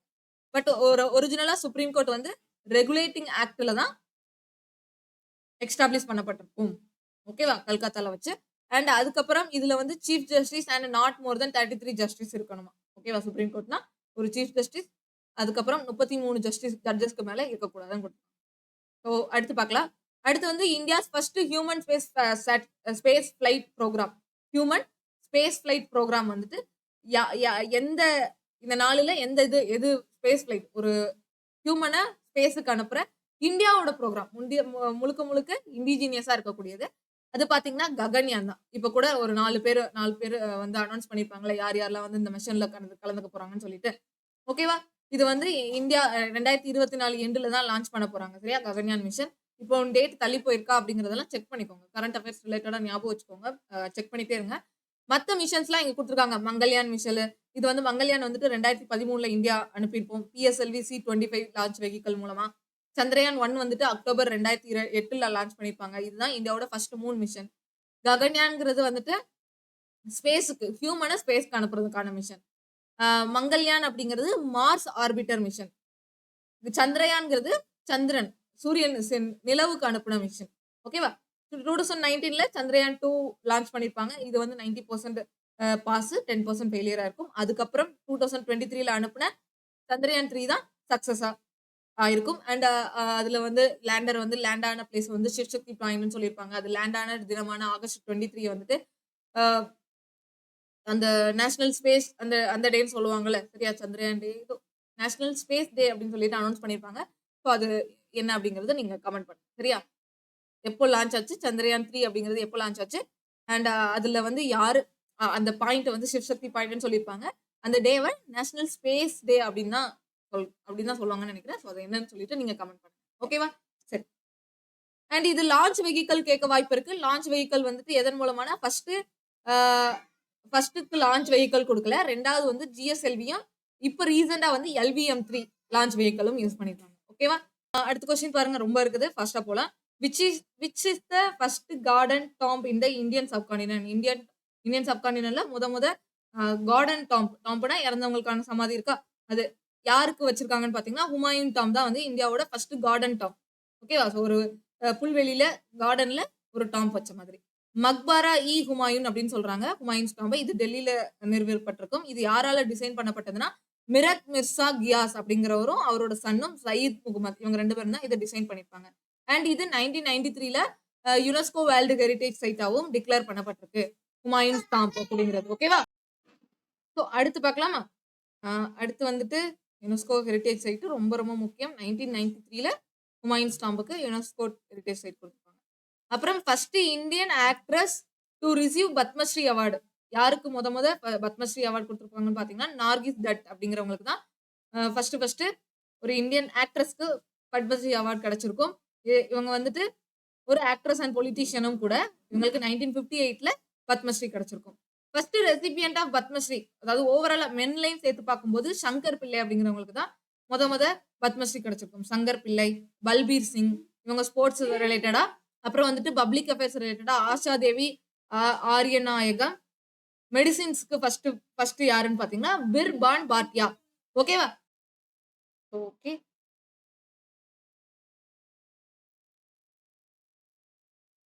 போச்சு ஒரே ஒரு நிமிஷம். இதுதான் ஓகே. ஃபர்ஸ்ட் யாருக்கு எந்தெந்த ஃபீல்ட்ல ஃபர்ஸ்ட் யார் யார் வின் பண்ணிருக்காங்கிறத பாத்துக்கோங்க. ஆக்ட்ரஸ்ன்னு பாத்தீங்கன்னா நர்கிஸ் தத், அப்புறம் லிட்ரேச்சருக்கு சங்கர் பிள்ளை, ஸ்போர்ட்ஸுக்கு பல்பீர் சிங், பப்ளிக் அஃபேர்ஸ்க்கு ஆர்யா நாயகம், மெடிசின்க்கு பிர்பான் பாட்டியா. ஓகே, இவங்கெல்லாம் தெரிஞ்சுக்கோங்க. அதுக்கப்புறம் first state has introduced India's first elephant death audit frame work. So அதாவது எலிஃபென்ட்லாம் இறந்து போனதுக்கு அப்புறம் அதை ஆடிட் பண்றதுக்கு, சரியா, அதை ஆடிட் பண்றதுக்கு ஒரு ஸ்டேட் கவர்மெண்ட் ஒரு ஃப்ரேம் ஒர்க் லான்ச் பண்ணிருக்காங்க. அது என்ன ஸ்டேட் கவர்மெண்ட் பாத்தீங்கன்னா நம்ம தமிழ்நாடு தான். ஓகேவா? எலிஃபென்ட் ரிசோர்ஸ் ரிலேட்டடா நமக்கு தமிழ்நாட்டுல தான் அதிகமா படிப்போம். ஸோ அது ரொம்ப முக்கியம். அண்ட் இது வந்து 2022ல இன்ட்ரோடியூஸ் பண்ணிருப்பாங்க. இதோட ஏமே என்னன்னா ஒரு டிரான்ஸ்பரன்சி இருக்கணும், ஒரு வெளிப்படைத்தன்மை இருக்கணும், அதே மாதிரி அக்கௌண்டபிலிட்டியும் இருக்கணும். எவ்வளவு கணக்கு இருக்கு, எவ்வளவு எலிபென்ட்ஸ் இறந்துருக்கு, எவ்வளவு எலிபென்ட்ஸ் வந்து உயிரோட இருக்கும் அப்படிங்கிற மாதிரியான கணக்கெடுப்பு இது ரொம்ப யூஸ்ஃபுல்லா இருக்கும். ஓகேவா? ஸோ அடுத்து பாத்தீங்கன்னா இந்தியா வந்து ஒலிம்பிக் கேம்ஸ்ல ஃபர்ஸ்ட் டைம் எப்போ எந்த இயர்ல பார்ட்டிசிபேட் பண்ணதுன்னு கேட்டிருக்காங்க. நம்ம முன்னாடியே பார்த்தோம் 1900ல தான் இந்தியா பார்ட்டிசிபேட் பண்ணிருப்பாங்க. ஓகேவா? நார்மன் பிரிட்சார்ட் அப்படிங்கிறவர் தான் ஒரு அத்லெட் இந்தியாவை ரெப்ரசென்ட் பண்ணி பாரிஸ் ஒலிம்பிக்ஸ்ல கலந்துருப்பாங்க. ஓகேவா? இது பாரிஸ் ஒலிம்பிக்ஸ் 1900ல நடந்திருக்கும். அடுத்து பாத்தீங்கன்னா first Indian army officer to be promoted to the rank of field marshal. Field marshal அப்படிங்கிற ரேங்குக்கு ப்ரொமோட் பண்ணப்பட்ட முதல் ஆர்மி ஆபீசர் யாருன்னு பாத்தீங்கன்னா மாணிக் ஷா. ரொம்ப ரொம்ப முக்கியமான ஒரு கொஸ்டின். மாணிக் ஷா இவர் தான் chief of army staff of the Indian army during India Pakistan war. 1971ல இந்தியா பாகிஸ்தான் வார் நடக்கும். அதுல இவர் தான் ஆர்மி ஸ்டாஃபோட சீஃபா இருந்திருப்பாரு. இவரை தான் ஃபீல்டு மார்ஷல் அப்படிங்கிற ரேங்குக்கு ப்ரொமோட் பண்ணிருப்பாங்க. அடுத்து field marshal is a 5 star general officer rank and the highest attainable rank in army. Okay, ஆர்மிலே ஹையஸ்ட் அட்டைனபிள் ரேங்க் வந்துட்டு இந்த ஃபீல்டு மார்ஷல் தான். இது வந்து 5 star general office rank. Okay, அதுக்கப்புறம் பாத்தீங்கன்னா இந்தியாவோட ஃபர்ஸ்ட் கமாண்டர் இன் சீஃப் யாருன்னு பாத்தீங்கன்னா காரியப்பா. கமாண்டர் இன் சீஃப் காரியப்பா, சிசின்னு ஞாபகம் வச்சுக்கலாம். ஃபீல்டு மார்ஷல் மாணிக் ஷா அப்படின்னு ஞாபகம் வச்சுக்கலாம். தென் விக்ரம் பத்ராங்கிறவங்க நீங்க கேள்விப்பட்டிருக்கலாம். இவர் வந்து கார்கில் வார்ல வந்து இறந்திருப்பாரு. இவருக்கு பரம்வீர் சக்ரா 1999ல கொடுக்கப்பட்டிருக்கும். 1999 தான் கார்கில் வார் நடந்திருக்கும். ஸோ அதுல ஒன் ஆஃப் த முக்கியமான ஒரு வீரரும் கூட இவர் விக்ரம் பத்ரா அப்படிங்கிறவங்க. ஷேர்ஷா அப்படின்னு சொல்லிட்டு ஒரு மூவி கூட இவர் பேர்ல வந்திருக்கும். சரியா? ஓகே, ரொம்ப ரொம்ப முக்கியமான ஒருத்தர் கார்கில் வார் அப்போ. ஸோ அதுதான் இந்த 4 ஆப்ஷன்ல இருந்து எடுத்து கொடுத்துருக்காங்க. வேற பாத்தீங்கன்னா first woman of Indian origin to go to space. இது எல்லாருக்குமே தெரியும், கல்பனா சாவ்லா. அதுக்கப்புறம் chief justice of state high court. ஒரு ஸ்டேட் ஹைகோர்ட்டோட முதல் இந்தியன் உமன் சீஃப் ஜஸ்டிஸ் யாருன்னு பாத்தீங்கன்னா லீலா சேத். ஓகேவா? லீலா சேத் தான் வரும். பாத்திமா பிவி வேற. பாத்திமா பிவிங்கிறவங்க என்னது, சுப்ரீம் கோர்ட்டோட ஜட்ஜு. பாத்திமா பிவி அப்படிங்கிறவங்க சுப்ரீம் கோர்ட்டோட முதல் ஜட்ஜ். ஒரு ஸ்டேட்ல ஹைகோர்ட் இருக்கும். அந்த ஹைகோர்ட்ல முதல் பெண் ஜட்ஜ் யாரு, சீஃப் ஜஸ்டிஸ் யாருன்னு பாத்தீங்கன்னா இது சீஃப் ஜஸ்டிஸ் யாருன்னு பாத்தீங்கன்னா லீலா சேத். ஓகேவா? சீஃப் ஜஸ்டிஸ் வேற, ஜட்ஜ் வேற, அந்த மாதிரி எல்லாம் நிறைய இருக்கும். ஓகேவா? அண்ட் இந்த லீலா சேத்தை பத்தி தெரியணும்னா இவங்க வந்து ஒரு முத ஜட்ஜாவும் அப்பாயிண்ட் பண்ணப்பட்டிருப்பாங்க, முத சீஃப் ஜஸ்டிஸாவும் அப்பாயிண்ட் பண்ணப்பட்டிருப்பாங்க. முதல் ஒரு பெண் ஃபீமேல் ஜட்ஜ் வந்துட்டு ஒரு சீஃப் ஜஸ்டிஸா அப்பாயிண்ட் பண்ணப்பட்டது இவங்க தான். எந்த ஹைகோர்ட்டுன்னு பாத்தீங்கன்னா ஹிமாச்சல் பிரதேஷ். நான் இது உங்களுக்கு உமன்ஸ் இதுலயே டீடைல் கொடுத்திருப்பேன் லீலா சேத் பத்தி அவங்களுக்கு. அடுத்து அண்ணா சண்டி பாத்திரப்போ இவங்க வந்து முதல் இந்தியன் ஜட்ஜ். ஓகேவா? இவங்க ஹைகோர்ட்ல ஜட்ஜா இருப்பாங்க. முதல் இந்தியன் ஜட்ஜ் யாருன்னு கேட்டா அண்ணா சண்டி. முதல் இந்தியன் சீஃப் ஜஸ்டிஸ் யாருன்னு பாத்தீங்கன்னா லீலா சேத். சுப்ரீம் கோர்ட்டோட ஜட்ஜ் யாருன்னு பாத்தீங்கன்னா, முதல் இந்தியன் ஜட்ஜ் யாருன்னு பாத்தீங்கன்னா ஃபாத்திமா பிவி. எல்லாத்துக்குமே வேற இருக்கு. அண்ட் இந்த ஃபாத்திமா பிவி முதல் உமன் முஸ்லீம் ஜட்ஜும் கூட. ஓகேவா? இந்த 3மே ரொம்ப ரொம்ப முக்கியம். அப்புறம் பாத்தீங்கன்னா, கிரண் மசூம்தார் இவங்க வந்து ஏதோ ஒரு பயோகான் லிமிடெடோட இது குடுத்துருக்காங்க. பட் இவங்க 3 பேரும் ரொம்ப ரொம்ப முக்கியம். அண்ணா சாண்டி, ஃபாத்திமா பிவி அண்ட் லீலா சேத். லீலா சேத்ங்கிறவங்க chief justice of high court. Anna Chandy அப்படிங்கிறவங்க first female judge of high court. அடுத்து ஃபாத்திமா பிவி அப்படிங்கிறவங்க judge of supreme court. First woman judge of supreme court அப்படின்னு படிக்கணும். அடுத்து இப்போ இனிமேல் மறக்காதுல இது 3. அடுத்து who was the first Indian to get Oscar for lifetime achievements awards? Life time achievement அவார்டுக்கு ஆஸ்கார் வின் பண்ண ஃபர்ஸ்ட் இந்தியன் யாருன்னு கேட்டாங்கன்னா சத்யஜித் ரே. ஓகேவா? இவர் ரொம்ப ரொம்ப முக்கியம். ஓகே. ஸோ சத்யஜித் ரே தான் லைஃப் டைம் அச்சீவ்மெண்ட்ஸ் ஆஸ்கார்லயே லைஃப் டைம் அச்சீவ்மெண்ட் அவார்டு வாங்குறது எவ்வளவு பெருசு. 1992ல இவருக்கு தான் அந்த அவார்டு கிடைச்சிருக்கும். ஓகேவா? அடுத்து இவர் பெற்ற மற்ற அவார்ட்ஸ் எல்லாம் கொடுத்திருக்காங்க. இவருக்கு பாரத் ரத்னா அவார்டும் கொடுத்திருக்காங்களா 1992ல. ஓகே. எவ்வளவு அவார்ட்ஸ் வின் பண்ணிருக்காங்கன்னு பாருங்க. இப்ப இவர் ரொம்ப ரொம்ப முக்கியமான ஆள் போல. ஓகே. அந்த டைம்ல இவ்வளவு ரிசீவ் பண்ணிருக்காங்கன்னா அப்ப ஆர்ட் ரிலேட்டடா இவர் வந்து சினிமா ரிலேட்டடா நிறைய பண்ணிருப்பார் போல. சரியா? அடுத்து அடுத்து பாத்தீங்கன்னா flight lieutenant dash had created a history in May 29 by becoming the first woman to qualify for combat missions on fighter jet.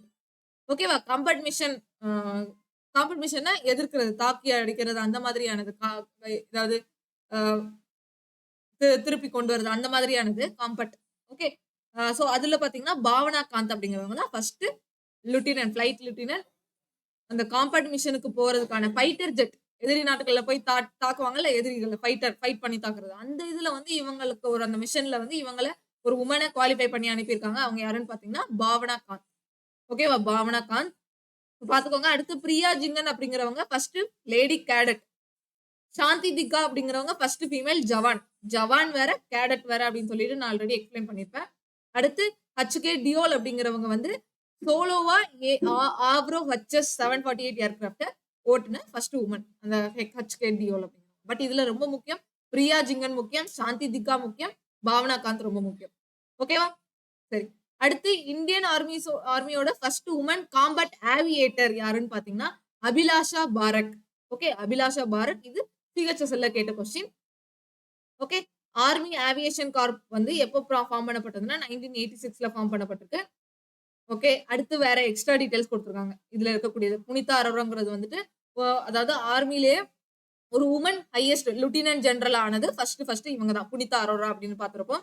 And வேற பாத்தீங்கன்னா திவ்யா அஜித் குமார் இவங்க வந்துட்டு ஸ்வாட் ஆஃப் ஹானர் அப்படின்னு ஒரு அவார்டு கொடுத்திருப்பாங்க. ஒரு கத்தி மாதிரி சொல்லி பார்த்திருப்போம். ஸ்வாட் ஆஃப் ஹானர் இவங்களுக்கு தான் திவ்யா அஜித் குமாருக்கு கொடுக்கப்பட்டிருக்கும். அடுத்து இந்த அபிலாஷா பரக் அப்படிங்கிறவங்க யாரு ஆவியேட்டர் ஃபர்ஸ்ட் உமன் காம்பட் ஆவியேட்டர்னும் கொடுத்திருக்காங்க. ஓகேவா? சோ இந்த காம்பட் அப்படிங்கிற ரிலேட்டடா இருக்கக்கூடிய கொஸ்டின்லாம் ரொம்ப அடிக்கடி வந்திருக்கு பாத்தீங்களா? ஸோ அப்ப அதில் நல்லா பாத்துக்கோங்க. அது மாதிரி வந்ததுன்னா உமன் ரிலேட்டடா இது கண்டிப்பா கேட்க வாய்ப்பு இருக்கு. இவங்க பேர் எல்லாமே இந்த புனிதா அரோரா இது எல்லாமே நான் சொல்லியிருக்கேன். ஏதாவது ஒரு சிலது இருந்ததுன்னா பாத்துக்கோங்க. சரியா? இந்த காம்பட் அப்படிங்கறதுலாம் இந்த போர் ரிலேட்டடா டைரக்டா ஃபைட் பண்றதுக்காக சண்டை போடுறதுக்காக எதிரி நாட்டுக்குள்ள சண்டை போடுறதுக்காக போறதுதான். அடுத்து வந்துட்டு which of the following has become the first state in the country to get the L root server? Okay. L root server அப்படிங்கிறது என்ன? ஏதோ 2 root L root அந்த மாதிரி ஏதோ கொடுத்துருக்காங்களே. நேம் டொமைன் சிஸ்டம் அசைன் புதுசா இருக்கு இந்த கொஸ்டின் பாத்தீங்களா? 2022ல கேட்டிருக்காங்க. ராஜஸ்தான் தான் வந்துட்டு எல் ரூட் சர்வர் பட்ட ஃபர்ஸ்ட் ஸ்டேட்டா. ஓகே. மேபி இது நெட்வொர்க்கா கூட இருக்கலாம். இன்டர்நெட்னு கொடுத்துருக்காங்களா? ஸோ அது ரிலேட்டடா இருக்கலாம். பமா ஸ்டேட் டேட்டா சென்டர் அவங்க கூட சேர்ந்து ராஜஸ்தான் ஸ்டேட் கவர்மெண்ட் வந்துட்டு எல் ரூட் சர்வர் அப்படிங்கிற ஒரு ரூட் சர்வரை வந்துட்டு பெற்றிருக்காங்கன்னு கொடுத்துருக்காங்க. J root server L root server அப்படின்னு இருக்கு. ஸோ இவங்க மொத்தமா 3 இது கொடுத்துருக்காங்களா? ஸோ இது புது கொஸ்டின். ஸோ இதை பத்தி எனக்கும் ஐடியா இல்லை. நீங்க வேணா சர்ச் பண்ணிக்கோங்க. ஓகேவா? அடுத்து வந்துட்டு ஐஏஎஃப் உமன் ஃபைட்டர் பைலட் யாருன்னு கேட்டிருக்காங்க. மாவியா சூதனா. ஓகே. ஓ இதெல்லாம் நம்ம வந்து முன்னாடி பார்க்காத பேர் பாருங்க. First woman fighter pilot from Jammu காஷ்மீர்ல இருந்து வந்த ஃபர்ஸ்ட் உமன் ஃபைட்டர் பைலட் வந்துட்டு நம்ம அவனி சதுர்வேதி பார்த்தது ஞாபகம் இருக்கு. இதுக்கு முன்னாடி பாவனா காந்த்னு பார்த்தோம், மேலேயே பார்த்தோம். மோகனா சிங் நான் கொடுத்தனான்னு தெரியல. பட் அவனி சதுர்வேதி நான் கொடுத்தேன். பாவனா காந்த் குடுத்துருப்பேனான்னு எனக்கு ஞாபகம் இல்ல. பட் பாத்துக்கோங்க அது. முன்னாடி குடுத்ததுல போய் பாத்துக்கோங்க. இது கொஞ்சம் புதுசா இருக்கு. மாவியா சூதன் அப்படிங்கிறது. சப்போஸ் நான் குடுத்திருந்தாலும் எனக்கு மறந்துருச்சு. நீங்க வந்து போய் அந்த இதுல போயிட்டு ஞாபகப்படுத்திக்கோங்க. ஓகேவா? சோ இவங்க தான். வேற சர்லா தர்க்ரால் அப்படிங்கிறவங்க ஃபர்ஸ்ட் வுமன் பைலட்டாம். ஓகே இங்க குடுக்கல. சர்லா டக்கர்ங்கிறவங்க. இந்த அப்போ நீங்க கண்டிப்பா இந்தியன் வுமன் பைலட் ரிலேட்டடா, ஆர்மி ரிலேட்டடா, ஏர் ஃபோர்ஸ் ரிலேட்டடா, இதுல அப்புறம் பைலட் அந்த வுமன் ஃபைட்டர் பைலட், காம்பட் மிஷன்ல போன ஃபைட்டர் பைலட் இது எல்லாமே கட்டாயம் படிச்சாகணும். அப்ப இதுக்கு நீங்க தனியா கொஞ்சம் எஃபோர்ட் போட்டு தனியா நோட் பண்ணி எழுதி வச்சுக்கோங்க. இது கண்டிப்பா குழப்பக்கூடியது. அதனால இதுக்கு தனியா நோட் பண்ணிக்கோங்க. நான் ஆல்ரெடி முன்னாடியும் குடுத்திருப்பேன். இங்க இருக்கக்கூடிய எக்ஸ்ட்ரா சில பாயிண்ட்ஸும் அவங்கவங்க பேர போட்டு தனியா நோட் பண்ணி வச்சுக்கோங்க. இது ரொம்ப ரொம்ப முக்கியம். அடிக்கடி கேட்டிருக்காங்களா? அடுத்து இந்தியாவோட ஃபர்ஸ்ட் ரீஜினல் ரூரல் பேங்க் வந்துட்டு எங்க செட் பண்ணப்பட்டதுன்னு கேட்கறாங்க. ஆ அதாவது என்ன பேங்க்ன்னு கேட்டிருக்காங்க. எது வந்து இந்தியாவோட ஃபர்ஸ்ட் ரீஜினல் ரூரல் பேங்க்ன்னு கேட்டிருக்காங்க. எதுன்னு கேட்டிருக்காங்க. பிராத்தமா கிராமின் பேங்க் தான் இந்தியாவோட ஃபர்ஸ்ட் ரூரல் பேங்க். ஓகேவா? வில்லேஜ் சைடுல செட் பண்ணப்பட்ட முதல் ரூரல் பேங்க். ஓகேவா? இது அக்டோபர் 2, 1975ல வந்துட்டு செட் பண்ணப்பட்டிருக்கும். இதுல வந்து கவர்ன்மெண்ட் ஆஃப் இந்தியா 50%ம், நேஷனலைஸ்டு பேங்க் அவங்க வந்துட்டு ஒரு 35%ம், ஸ்டேட் கவர்ன்மெண்ட் வந்து 15%ம் அதோட ஸ்டாக் ஹோல்டரா இருக்கிறாங்க. ஓகேவா? அதோட ஓனர்ஷிப். அடுத்து பாத்தீங்கன்னா, first playback song in Hindi movies was recorded by music directors R C. Boral, Pankaj Mullick in which இயர்ன்னு கேட்டிருக்காங்க. முதல் ஒரு ஹிந்தி மூவில ஒரு சாங் ரெக்கார்ட் பண்ணப்பட்டது அந்த மாரி கேட்டிருக்காங்க. 1935ல நிதின் போஸ் அவர்கள் டைரக்ட் பண்ணப்பட்ட தூப் சௌகான் அப்படிங்கிற ஒரு ஃபிலிம்ல தான் ஒரு மியூசிக் ஃபர்ஸ்ட் ரெக்கார்ட் பண்ணப்பட்டிருக்கு. ஓகே. எப்படியெல்லாம் கேட்கறாங்க பாருங்க. ஃபர்ஸ்ட் இன் இந்தியாங்கிறது எந்த மாதிரியானதெல்லாம் கொஸ்டின்ஸ் கேட்கறாங்க. எங்க இருந்தெல்லாம் கேட்கறாங்கன்னு பாருங்க. ஆர்ட் ரிலேட்டடா கேட்கறான். ஸ்போர்ட்ஸ் ரிலேட்டடா கேட்கறான். அப்புறம் இந்த நம்ம இப்ப பார்த்த மாதிரி ஆ ஆர்மி ரிலேட்டடா கேட்கறான். எந்தெந்த இதெல்லாம் ரொம்ப ரொம்ப முக்கியமோ அதுல இருந்தா கண்டிப்பா ஏதாவது ஒண்ணு கேட்டுட்டே இருக்கான். சோ அதுக்காக தான் நான் உங்களுக்கு ப்ரீவியஸ் இயர் கொஸ்டின் வந்துட்டு இப்ப எடுத்துட்டு வந்தேன். இதுல உங்களுக்கு ஒரு ஐடியா கிடைக்குங்கிறதுக்காக. ஓகேவா? சோ அடுத்து பார்த்தீங்கன்னா, first Indian governor of reserve bank of India. ஆர்பிஐயோட ஃபர்ஸ்ட் கவர்னர் யாருன்னு கேட்டிருக்காங்க. சி.டி. தேஷ்முக். தேஷ்முக் அவர்கள் தான். ஆர்பிஐ எப்ப எஸ்டாப்ளிஷ் பண்ணப்பட்டிருக்கும்னா 1935ல ஏப்ரல் 1ஆம் தேதி எஸ்டாப்ளிஷ் பண்ணப்பட்டிருக்கும். இதோட ஹெட் குவார்ட்டர் மும்பைல. அண்ட் ரிசர்வ் பேங்க் வந்துட்டு எந்த கமிஷன் பேஸ்ல வந்து செட் பண்ணப்பட்டதுன்னு கேட்பாங்க. ஹில்டன் யங் கமிஷன் ரொம்ப ரொம்ப முக்கியம். ஹில்டன் யங் கமிஷனுக்கு அதன் அடிப்படையில தான் ஆர்பிஐ செட் பண்ணப்பட்டிருக்கும். ஏப்ரல் 1, 1935 அப்போ. அதோட ஃபர்ஸ்ட் கவர்னர் யாரு? இந்தியன் கவர்னர் யாரு? ஃபர்ஸ்ட் இந்தியன் கவர்னர் யாருன்னா சி.டி. தேஷ்முக். அப்புறம் dash the world's first sailing boat sorry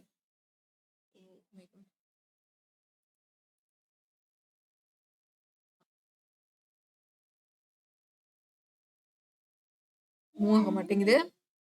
The world's first sailing boat made entirely from plastic waste aims to arise awareness among the இதெல்லாம் current affairs ரிலேட்டடா வரலாம். ஓகேவா? Flip floppy அப்படிங்கிறவங்க தான் முழுக்க அந்த ஃபிளிப் ஃப்ளாப்பி அப்படிங்கிறது தான் ஒரு செயிலிங் போட் முழுக்க பிளாஸ்டிக் வேஸ்ட்னால தயாரிக்கப்பட்டதான். ஸோ பிளாஸ்டிக் யூஸ் பண்றதுக்கான ஒரு அவேர்னஸ் கிரியேட் பண்றதுக்காக இது கொடுத்துருக்காங்க. சரியா? ஓகே. அடுத்து பாத்தீங்கன்னா, ஃபர்ஸ்ட் ஜூட் மில் வந்து கொல்கத்தால எப்போ எந்த இடத்துல செட் பண்ணப்பட்டதுன்னு கேட்கறாங்க. 1859ல ரிஷ்ரா அப்படிங்கிற இடத்துல. ஓகேவா? வேர் வாஸ்ன்னு தான் கேட்டிருக்காங்க. எந்த இடம்னு கேட்டிருக்காங்க. இது வந்து ஹூக்ளி ரிவருக்கு பக்கத்துல இந்த மில் செட் பண்ணப்பட்டிருக்கும். Jute mill. ஓகேவா? அடுத்து பாத்தீங்கன்னா, ஆ இது யாரால கொண்டு வரப்பட்டது? அந்த ஜூட் ஸ்பின்னிங் மிஷின்லாம் இந்த அளவுக்கு நம்மளால எப்படிங்க ஞாபகம் வச்சுக்க முடியும்? ஸோ இதுதான் இந்த ஜெனரல் அவேர்னஸ்ல இருக்கக்கூடிய பெரிய விஷயமே. நம்ம படிக்கணும்னு உட்காருவோம். அதுல இந்த மாதிரி டீட்டெயில்டா குடுத்திருக்கிறப்போ, அத பார்த்தோனே நமக்கு பயம் வந்துரும். ஸோ அதனாலயே நெறைய பேர் படிக்காம விடுவீங்க. அதுக்காக தான் நீங்க எது முக்கியம் அப்படிங்கிறது அந்த இதெல்லாம் கம்ப்ளீட்டா படிச்சுருங்க. கொஸ்டினுக்கும், ஆன்ஸரும் கண்டிப்பா படிங்க. இந்த எக்ஸ்ட்ரா டீட்டெயில் உங்களுக்கு வேணும்னா படிங்க. பட் எதெல்லாம் முக்கியமா தெரியுதோ, இப்ப இந்த ஆர்பிஐ எடுத்துக்கிட்டோம்ல, இதுல எல்லாமே முக்கியம். இது படிச்சுக்கோங்க. இதெல்லாம் பாருங்க. இதெல்லாம் போட்டு நம்மளால ஞாபகம் வச்சுக்க முடியுமா? சோ இதெல்லாம் உங்களால படிக்க முடியாது. சோ இதையும் போட்டு இத பார்த்துட்டு இத போட்டு படிக்கணுமா அப்படின்னு ரொம்ப வொரி பண்ணிக்காதீங்க. ஓகே. எங்க செட் பண்ணப்பட்டது? ரிஷ்ரால செட் பண்ணப்பட்டது. அதுல எம்டிஎஸ்ல கேட்டதுனால, அது கொஞ்சம் எஃபோர்ட் போட்டு பார்த்து அவ்வளவுதான். அடுத்து first Indian to get Oscar award already நம்ம பார்த்திருப்போம். யாரு? பனு அதயா. இவங்க தான் வந்து காஸ்டியூம் டிசைனர். காந்தியோட மூவில காஸ்டியூம் டிசைனரா இருந்திருப்பாங்க. இவங்களுக்கு 1983ல ஆஸ்கார் அவார்ட் கிடைச்சிருக்கும். பானு அதயா. ஓகேவா? காந்தி மூவிக்கு இவங்களுக்கு ஆஸ்கார் அவார்ட் கிடைச்சிருக்கும். First India. அதுக்கப்புறம் in which Olympic Games did India win the gold medal in men's hockey for the first time post independence? இண்டிபெண்டன்ஸ்க்கு அப்புறம் நம்ம பார்த்தோம் 1928ல இருந்து 1956க்குள்ள இந்தியா வந்துட்டு நிறைய மெடல் வின் பண்ணிருப்பாங்கன்னு பார்த்தோமா, 6 கிட்ட வின் பண்ணிருப்பாங்களா. அதுல இண்டிபெண்டன்ஸ்க்கு அப்புறம் 1947க்கு அப்புறம் இந்தியா வந்து முத எந்த இடத்துல, எந்த ஒலிம்பிக்ஸ்ல, எங்க நடந்த போட்டி ஒலிம்பிக்ல கோல்டு மெடல் ஹாக்கில வின் பண்ணிருப்பாங்கன்னு பாத்தீங்கன்னா லண்டன் ஒலிம்பிக்ஸ்ல 1948ல. 1947க்கு அப்புறம் 1948ல லண்டன்ல வந்து ஒலிம்பிக்ஸ் நடந்திருக்கும். அங்கதான் இந்தியா இண்டிபெண்டன்ஸ்க்கு அப்புறம் கோல்டு மெடல் வின் பண்ணிருப்பாங்க. இது ரொம்ப முக்கியமான ஒண்ணு. அப்ப இண்டிபெண்டன்ஸ்க்கு முன்னாடியும் இந்தியா ஒலிம்பிக்ஸ்ல பங்கேற்று மெடல் வின் பண்ணிருப்பாங்க. அடுத்து பாத்தீங்கன்னா which of the first language conferred with the status classical லாங்குவேஜ்னு சொல்லிட்டு இந்தியாவோட அந்த பாலிட்டியில நீங்க படிச்சிருப்பீங்க சரியா, 8th ஷெட்யூல்ல இருக்கும். அண்ட் அதுல வந்து மொத்தமா சாரி ஒரே ஒரு நிமிஷம், பாட்டு இது மாத்திட்டேன் பாத்தீங்களா, ஒரு நிமிஷம். ஸோ இதை பத்தி இது ரொம்ப ரொம்ப முக்கியம். ஏன் அப்படி சொல்றேன்னா, இதை வச்சு அடிக்கடி உங்களுக்கு எக்ஸாம்ல கொஸ்டின்ஸ் வரும். அதனாலதான் சொல்றேன். கிளாசிக்கல் லாங்குவேஜ் வந்து 8th ஷெட்யூல். ஸோ மொத்தம் இது வரைக்கும் 22 லாங்குவேஜ் அதுல ஆட் பண்ணப்பட்டிருக்கு. இது எதை பேஸ் பண்ணி லாங்குவேஜ்லாம் ஆட் பண்றாங்கன்னா, பல ஏன்ஷியன்ட் லிட்ரேச்சர்ஸ் வச்சு, ஏன்ஷியன்ட் டெக்ஸ்ட்டை வச்சு பழங்காலத்துல இருந்து இந்தியாவில இருந்து வரக்கூடிய லாங்குவேஜஸ் இதுல ஆட் பண்ணிட்டு இருக்காங்க. ஃபர்ஸ்ட் எந்த லாங்குவேஜ் ஆட் பண்ணப்பட்டதுன்னா தமிழ் தான். ஓகேவா. ஸ்டார்டிங்ல வந்து 6 லாங்குவேஜ் மென்ஷன் பண்ணிருப்பாங்க. இப்போ கரண்டா வந்துட்டு கிட்டத்தட்ட 22 லாங்குவேஜஸ் கிட்ட இருக்கு. ஓகே. அதுல இப்ப ரீசெண்டா ஆட் பண்ணப்பட்ட லாங்குவேஜஸ் எல்லாமே உங்களுக்கு எக்ஸாம்ல கொஸ்டின் கேட்பாங்க. இதை நான் தனியா வந்து உங்களுக்கு ஸ்டாட்டிக் ஜிகே பைட்ஸ்ல கிளியரா எடுத்து கொடுக்குறேன். ஓகேவா. இந்த கிளாசிக்கல் லாங்குவேஜஸ் வச்சு தமிழ் ரொம்ப முக்கியம். தமிழ் வந்து எந்த வருஷம் வந்ததுன்னு கேட்டிருந்தாங்க. நான் ரீசெண்டா ஒரு கொஸ்டின்ல பார்த்தேன். 2004ல வந்திருக்கும். தமிழ் வந்து எப்போ கிளாசிக்கல் லாங்குவேஜஸா அறிவிக்கப்பட்டதுன்னு கேட்டிருந்தாங்க. 2004. சான்ஸ்கிரிட் வந்துட்டு 2005 வரும். அப்புறம் தெலுங்கு கன்னடாலாம் 2008ல வரும். சரியா. தெலுங்கு கன்னடாலாம் 2008ல. மலையாளம் வந்துட்டு 2013. ஒடியா வந்து 2014. ஸோ ஒவ்வொன்றுக்குமே ஒவ்வொரு இயர் இருக்கு. இன்னும் நிறைய லாங்குவேஜஸ் இருக்கு. சரியா. டோட்டலா வந்து கிட்டத்தட்ட 22 லாங்குவேஜஸ் இப்போ வரும். சரியா. அதாவது இவங்களெல்லாம் சேர்த்துட்டு ஃபார் எக்ஸாம்பிள் இன்னும் இது போக இன்னும் நிறைய லாங்குவேஜஸ் எல்லாமே இருக்கும். ஸோ அதெல்லாம் நம்ம பார்க்கலாம். ஓகே.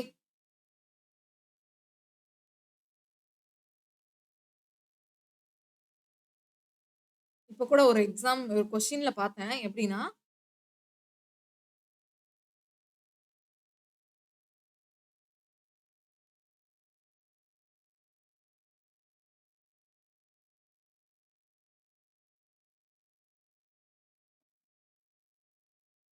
அப்படின்னா இதோட ஆர்டிக்கல் ரிலேட்டடா கேட்டிருந்தாங்க. ஹிந்தி வந்து எப்போ இந்தியாவோட அபிஷியல் லாங்குவேஜா அந்த எந்த ஆர்டிக்கல் படி அறிவிச்சிருப்பாங்க அப்படின்னு கேட்டிருந்தாங்க. சரியா. அது வந்துட்டு 343ன்னு சொல்லிட்டு சம்திங் வரும். ஸோ இந்த மாதிரி நிறைய டீட்டெயில் இருக்கு இந்த கிளாசிக்கல் லாங்குவேஜஸ் வச்சு மட்டுமே. மொத்தம் 22 லாங்குவேஜஸ் இது இப்போதைக்கு இருக்குது. அதுல என்னென்ன லாங்குவேஜ் எப்பப்போ ஆட் பண்ணாங்க எல்லாத்தையும் கண்டிப்பா தெரியும். ஸோ அதனால கண்டிப்பா உங்களுக்கு ஸ்டாட்டிக் ஜிகே பைட்ஸ்ல கூடிய சீக்கிரம் ஞாபகம் வச்சுட்டு கொண்டு வந்துடும். ஓகேவா. அடுத்து பாத்தீங்கன்னா which state become the first fully organic farming state. Okay. 2016ல கம்ப்ளீட்டா ஆர்கானிக்கா ஃபார்ம் பண்ணக்கூடிய ஸ்டேட் எதுன்னு பாத்தீங்கன்னா சிக்கிம். ஓகேவா. லட்சதீப் வந்துட்டு செகண்ட் பொசிஷன்ல இருக்கு ஆர்கானிக் ஃபார்மிங் பண்றதுல. அப்புறம் first finance minister of independent India. Finance minister யாரு அப்படின்னு பாத்தீங்கன்னா சண்முகம் செட்டி. நம்ம மேல பார்த்தோம்ல prime minister, finance minister, education minister. Okay. So அதுல ஃபினான்ஸ் மினிஸ்டரும் கேட்டிருக்காங்க. இது ரொம்ப முக்கியம். இந்தியாவோட முதல் பட்ஜெட் வந்துட்டு நவம்பர் 1947ல தாக்கல் பண்ணிருப்பாங்க. ஓகேவா. இண்டிபெண்டன்ட் இந்தியால first ever Indian to receive Bharat Ratna award win வாங்கின ஃபர்ஸ்ட் இந்தியன் யாருன்னா Chandrasekhar CV Raman. Sir CV Raman சொல்லுவோமா, பிசிக்ஸ் ரிலேட்டடா இவர் வாங்கியிருப்பாரு. எப்போ இன்ட்ரோடியூஸ் பண்ணப்பட்டது 1954ல இன்ட்ரோடியூஸ் பண்ணப்பட்ட அப்பவே 3 பேருக்கு கொடுத்திருப்பாங்க. ராஜகோபாலாச்சாரி, ராதாகிருஷ்ணன் அவர்களுக்கு and sir C V Raman. இவங்க 3 பேருமே முக்கியம். ராதாகிருஷ்ணன் அவர்கள் வந்துட்டு நம்ம டீச்சர்ஸ் டேவாவே கொண்டாடுறோம். அப்புறம் சி வி ராமன் பிசிக்ஸ். இவங்க 3 பேருக்கும் தான் ஃபர்ஸ்ட் பாரத் ரத்னா அவார்டு கொடுத்திருக்காங்க. Which country launch the first artificial satellite Sputnik. Sputnik அப்படிங்கிற ஆர்டிஃபிஷியல் சேட்டலைட்டை யாரு லான்ச் பண்ணிருப்பாங்க, எந்த கண்ட்ரி லான்ச் பண்ணிருப்பாங்கன்னா யுஎஸ்எஸ்ஆர், ரஷ்யா தான் லான்ச் பண்ணிருப்பாங்க. ஓகே. அக்டோபர் 1957ல சோவியத் ஸ்பேஸ் ப்ரோக்ராம் கீழே லான்ச் பண்ணிருப்பாங்க. ரஷ்யான்றதான் செலக்ட் பண்ணக்கூடாது, யுஎஸ்எஸ்ஆர் தான். அந்த டைம் வந்து யுஎஸ்எஸ்ஆர் தான் இருந்திருக்கும். ஓகேவா? ஸ்புட்னிக் அப்படிங்கிறது யுஎஸ்எஸ்ஆர் தான் இருந்திருக்கும். ரஷ்யா அந்த கூட்டமைப்பு நாடுகள் சொல்லுவாங்கல்ல. ரஷ்யா, சோவியத் நாடுகள் அப்படின்னு சொல்லிட்டு வரும். ஓகே. அதோட லான்ச் சைட் வந்துட்டு பைகோனர் அப்படிங்கிற பிளேஸாம். ஓகேவா? ராக்கெட்க்கு பேரு ஸ்புட்னிக். இப்ப பாத்துக்கோங்க. இன்டர்நேஷனல் லெவல்லயும் கேக்குறாங்க question. Who among the following has been the first sports person to receive the Padmashri government Padmashri award win பண்ண அதாவது ஸ்போர்ட்ஸ் பர்சன் யாரு? பல்பீர் தோசான்ஜ் அப்படிங்கிறவங்க. பல்பீர் சிங்னு நம்ம மேல பார்த்தோமா? மேல பார்த்தோம். இது ரிலேட்டடா கொஸ்டின் கேட்டிருக்காங்க. அப்ப ரிப்பீட் ஆயிருக்கு. கண்டிப்பா நீங்க அடுத்தடுத்து எதிர்பார்க்கலாம். அடுத்தடுத்த கொஸ்டின்ஸ்ல. ஓகேவா? சோ இவரோட புக்ஸ் பாத்தீங்கன்னா கோல்டன் ஹேட்ரிக், கோல்டன் யாஸ்டிக் அப்படிங்கிறது தான் இவரோட புக்ஸ். ரொம்ப முக்கியமான ஒரு கொஸ்டினும் கூட தெரிஞ்சுக்கோங்க. அப்புறம் ஃபர்ஸ்ட் உமன் கமாண்டோ ட்ரெய்னர் யாரு அப்படின்னு கேட்டா சீமா ராவ். டாக்டர் சீமா ராவ் அப்படிங்கிறவங்க தான் இந்தியாவோட commando trainer. First woman commando trainer. First female woman jawan. அடிக்கடி இதை நம்ம பார்த்துட்டோம். சாண்டிடிகா உமன் ஜவான் இவங்க. அப்புறம் வந்துட்டு உமன் உமன் கேடட் யாரு? ஃபர்ஸ்ட் இந்தியன் உமன் கேடட் யாருன்னு பார்த்திருப்போம். அப்புறம் ஏர்ஃபோர்ஸ் ஆஃபீஸர் விஜயலட்சுமி ரமணன் அப்படிங்கிறவங்க தான் first Indian air force woman officer. Puneet Arora பார்த்தோம். லெப்டினன்ட் ஜெனரலா ஹைஸ்டாங் ரேங்க் வாங்கின ஒரு உமன். ஃபர்ஸ்ட் உமன் இவங்க தான் புனித் அரோராங்கிறவங்க. ஓகே. ரொம்ப ரொம்ப முக்கியம். First artificial satellite launch by India in 1975. இந்தியாவால லான்ச் பண்ணப்பட்ட ஆர்டிபிஷியல் சேட்டலைட் பேர் எதுன்னு கேட்டிருக்காங்க. ஆரியப்பட்டா. ஓகேவா? Rohini was first satellite launched from Indian made launch vehicle. Aryabhata வந்துட்டு இந்தியன் மேட் லான்ச் வெஹிக்கல் கிடையாது. பட் இந்தியாவில் லான்ச் பண்ணப்பட்ட ஃபர்ஸ்ட் சேட்டலைட். ரோஹிணி தான் இந்தியாவோட லான்ச் வெஹிக்கல், இந்தியாவோட சேட்டலைட். ஓகே. இது ரெண்டுக்கும் வித்தியாசம் அவ்வளவுதான். அடுத்து first Indian to win a seat in the house of commons. Okay. House of காமன்ஸ்ல ஒரு சீட்டை வின் பண்ண house of people, house of காமன்லாம் வச்சிருப்பாங்க. ஓகே. பிரிட்டிஷ் இந்தியா அந்த டைம்ல பாத்தீங்கன்னா தெரியும். படிச்சிருப்பீங்கன்னு தெரியும். அதுல யூகேவோட பார்லிமெண்ட்ல இருக்கும். இப்போ நமக்கு எப்படி லோக்சபா, ராஜ்யசபா இருக்குதோ அதே மாதிரி யூகேவோட பார்லிமெண்ட்ல இருக்கும். ஹவுஸ் ஆஃப் காமன்ஸ்ல ஒரு சீட் வாங்கின இந்தியன் யாரு அப்படின்னு பாத்தீங்கன்னா தாதாபாய் நௌரோஜி. ஓகேவா? ரொம்ப முக்கியம். அடுத்து பாத்தீங்கன்னா who among the following is the first ever woman fighter pilot to have taken a part as the republic day parade. Republic day பரேட்ல உமன் ஃபைட்டர் பைலட் வந்துட்டு முத பார்ட்டிசிபேட் பண்ணிருப்பாங்க. அவங்க பேர் வந்துட்டு பாவனா காந்த். ஓகே. பாவனா காந்த் முன்னாடியுமே ஏதோ ஒன்று பண்ணாங்கன்னு ஃபைட்டர் பைலட் தானே காம்பட் மிஷன் அதுல வருவாங்கன்னு பார்த்தோம். ஸோ பாவனா காந்த் ரொம்ப ரொம்ப முக்கியம் பாத்தீங்களா? ஃபைட்டரு இந்த மிலிட்டரி ரிலேட்டடா ரொம்ப அடிக்கடி கேட்கிறாங்க. கட்டாயம் அதை படிச்சுக்கோங்க. இதுக்கு கூட இதையும் நான் நோட் பண்ணிட்டேன். ஸ்டாட்டிக் ஜிகே பேஸ்ல உங்களுக்கு தனியா கொண்டு வரேன். ஓகேவா? இதுல எனக்கு கிடைக்கிற பாயிண்ட்ஸ்லாம் நான் அங்க கொண்டு வந்துடுறேன். ஓகே. அடுத்து ஆர்கியாலஜிக்கல் சர்வே ஆஃப் இந்தியாவோட ஃபர்ஸ்ட் டைரக்டர் ஜெனரல் அலெக்சாண்டர் கனிங்கம். ஓகேவா? நம்ம வந்து இண்டஸ் வேலி சொல்யூஷன்ல பார்த்திருப்போம் அலெக்சாண்டர் கனிங்கம் அப்படிங்கிறவங்க. ரொம்ப ரொம்ப முக்கியம் இவரு. அடுத்து ஃபர்ஸ்ட் ஹாக்கி அசோசியேஷன் எப்போ ஃபார்ம் பண்ணப்பட்டதுன்னு கேக்குறாங்க. ஓகே. ஃபர்ஸ்ட் ஹாக்கி அசோசியேஷன் வந்துட்டு யூகேல 1876ல ஃபார்ம் பண்ணப்பட்டிருக்கும். அண்ட் இந்தியா ஒலிம்பிக்ல எப்போ ஹாக்கி மெடல் வின் பண்ணதுன்னு கேக்குறாங்க. 2020ல டோக்கியோ ஒலிம்பிக்ஸ்ல பிரான்ஸ் மெடல் வின் பண்ணிருப்பாங்க. ஓகேவா? பிரான்ஸ் மெடல் வின் பண்ணிருப்பாங்க. ரொம்ப முக்கியம். ரீசனா நடந்தது இது. அப்புறம் first player from Indian subcontinent to play for a European football club. European football கிளப்புக்கு விளையாண்ட ஃபர்ஸ்ட் இந்தியன் பிளேயர் யாரு அப்படின்னு பாத்தீங்கன்னா முகமது சலீம் அப்படிங்கிறவங்க. ஃபுட்பால். ஓகேவா? செல்டிக் ஃபுட்பால் கிளப்ல. இப்போ நீங்க பாத்தீங்கன்னா யூரோப்பியன் இதுல வந்து நிறைய ஃபுட்பால் கிளப்ஸ் இருக்கும். அதுல ஒரு இந்தியன் பார்ட்டிசிபேட் பண்ணது ஒரு ஃபர்ஸ்ட் டைம் இவர் தான் முகமது சலீம் அப்படிங்கிறவர். ஓகேவா? அடுத்து பாத்தீங்கன்னா ஃபர்ஸ்ட் ராக்கெட் லான்ச் இந்தியால இருந்து எந்த வருஷம் ராக்கெட் லான்ச் பண்ணப்பட்டதுன்னு கேக்குறாங்க. 1963ல திருவனந்தபுரத்துல வச்சுதான் முத ராக்கெட் லான்ச் பண்ணிருக்காங்க. Launch pad for the first rocket RH-200 was Thumba Balasore and took off from Thumba near Thiruvananthapuram. இங்க இருந்து தான் ஃபர்ஸ்ட் ராக்கெட் வந்து லான்ச் பண்ணப்பட்டிருக்கு. இது வந்து மேபி இது வேற இதா இருக்கலாம். நம்ம வந்து ஸ்ரீஹரிகோட்டா தானே ஃபர்ஸ்ட் இது படிப்போம். இது மேபி வேற இதா இருக்கலாம். 1963. ஸோ புதுசா இருக்கு இந்த கொஸ்டின். பாத்துக்கோங்க என்ன அப்படின்னு சொல்லிட்டு. Who among the following was appointed as first woman chairperson of BCC Broadcasting Contents Complaint Council by IBF Indian Broadcasting Foundation. இதோட ஃபர்ஸ்ட் இது அப்பாயின்மெண்ட் ரிலேட்டடா கேட்டிருக்காங்க. ஃபர்ஸ்ட் உமன் அப்பாயின்மெண்ட் ரிலேட்டடா கேட்டிருக்காங்க. கீதா மிட்டலா. ஜஸ்டிஸ் கீதா மிட்டலா தான் chairperson of BCC triple C இருக்கு. ஐபிஎஃப் கீழே வரும் இந்த கவுன்சில். ஓகேவா? இவங்க வந்து ஜம்மு காஷ்மீரோட ஃபர்ஸ்ட் உமன் சீஃப் ஜஸ்டிஸும் கூட. அடுத்து ஃபர்ஸ்ட் லா கமிஷன். நான் ஃபாஸ்ட்டா போறேன். ஏன்னா நெறைய கொஸ்டின் இன்னுமே இருக்கு. இன்னும் 20 கொஸ்டின் கிட்ட இருக்கு. ஃபர்ஸ்ட் லா கமிஷன் வந்துட்டு இண்டிபெண்டன்ட் இந்தியால எப்போ செட் பண்ணப்பட்டதுன்னு கேட்டிருக்காங்க. 1955ல செட் பண்ணப்பட்டிருக்கும். ஓகேவா? ஆ ஃபர்ஸ்ட் லா கமிஷன் பிரிட்டிஷ் இந்தியால பார்த்தீங்கன்னா 1834ல செட் பண்ணப்பட்டிருக்கும். இது ஃப்ரீ இந்தியா. இண்டிபெண்டன்ட் இந்தியால 1955. ஓகேவா? 1833 சார்ட்டர் ஆக்ட் படி 1834ல லா கமிஷன் செட் பண்ணப்பட்டிருக்கும். First law commission. இது யாரோட தலைமையில? லார்ட் மெக்கலே தலைமையில இந்த ஃபர்ஸ்ட் லா கமிஷன் பிரிட்டிஷ் ராஜ்ல எஸ்டாப்ளிஷ் பண்ணிருப்பாங்க. இண்டிபெண்டன்ட் இந்தியால 1955ல தான் எஸ்டாப்ளிஷ் பண்ணிருப்பாங்க. இது ரெண்டும் வித்தியாசம் தெரிஞ்சுக்கோங்க.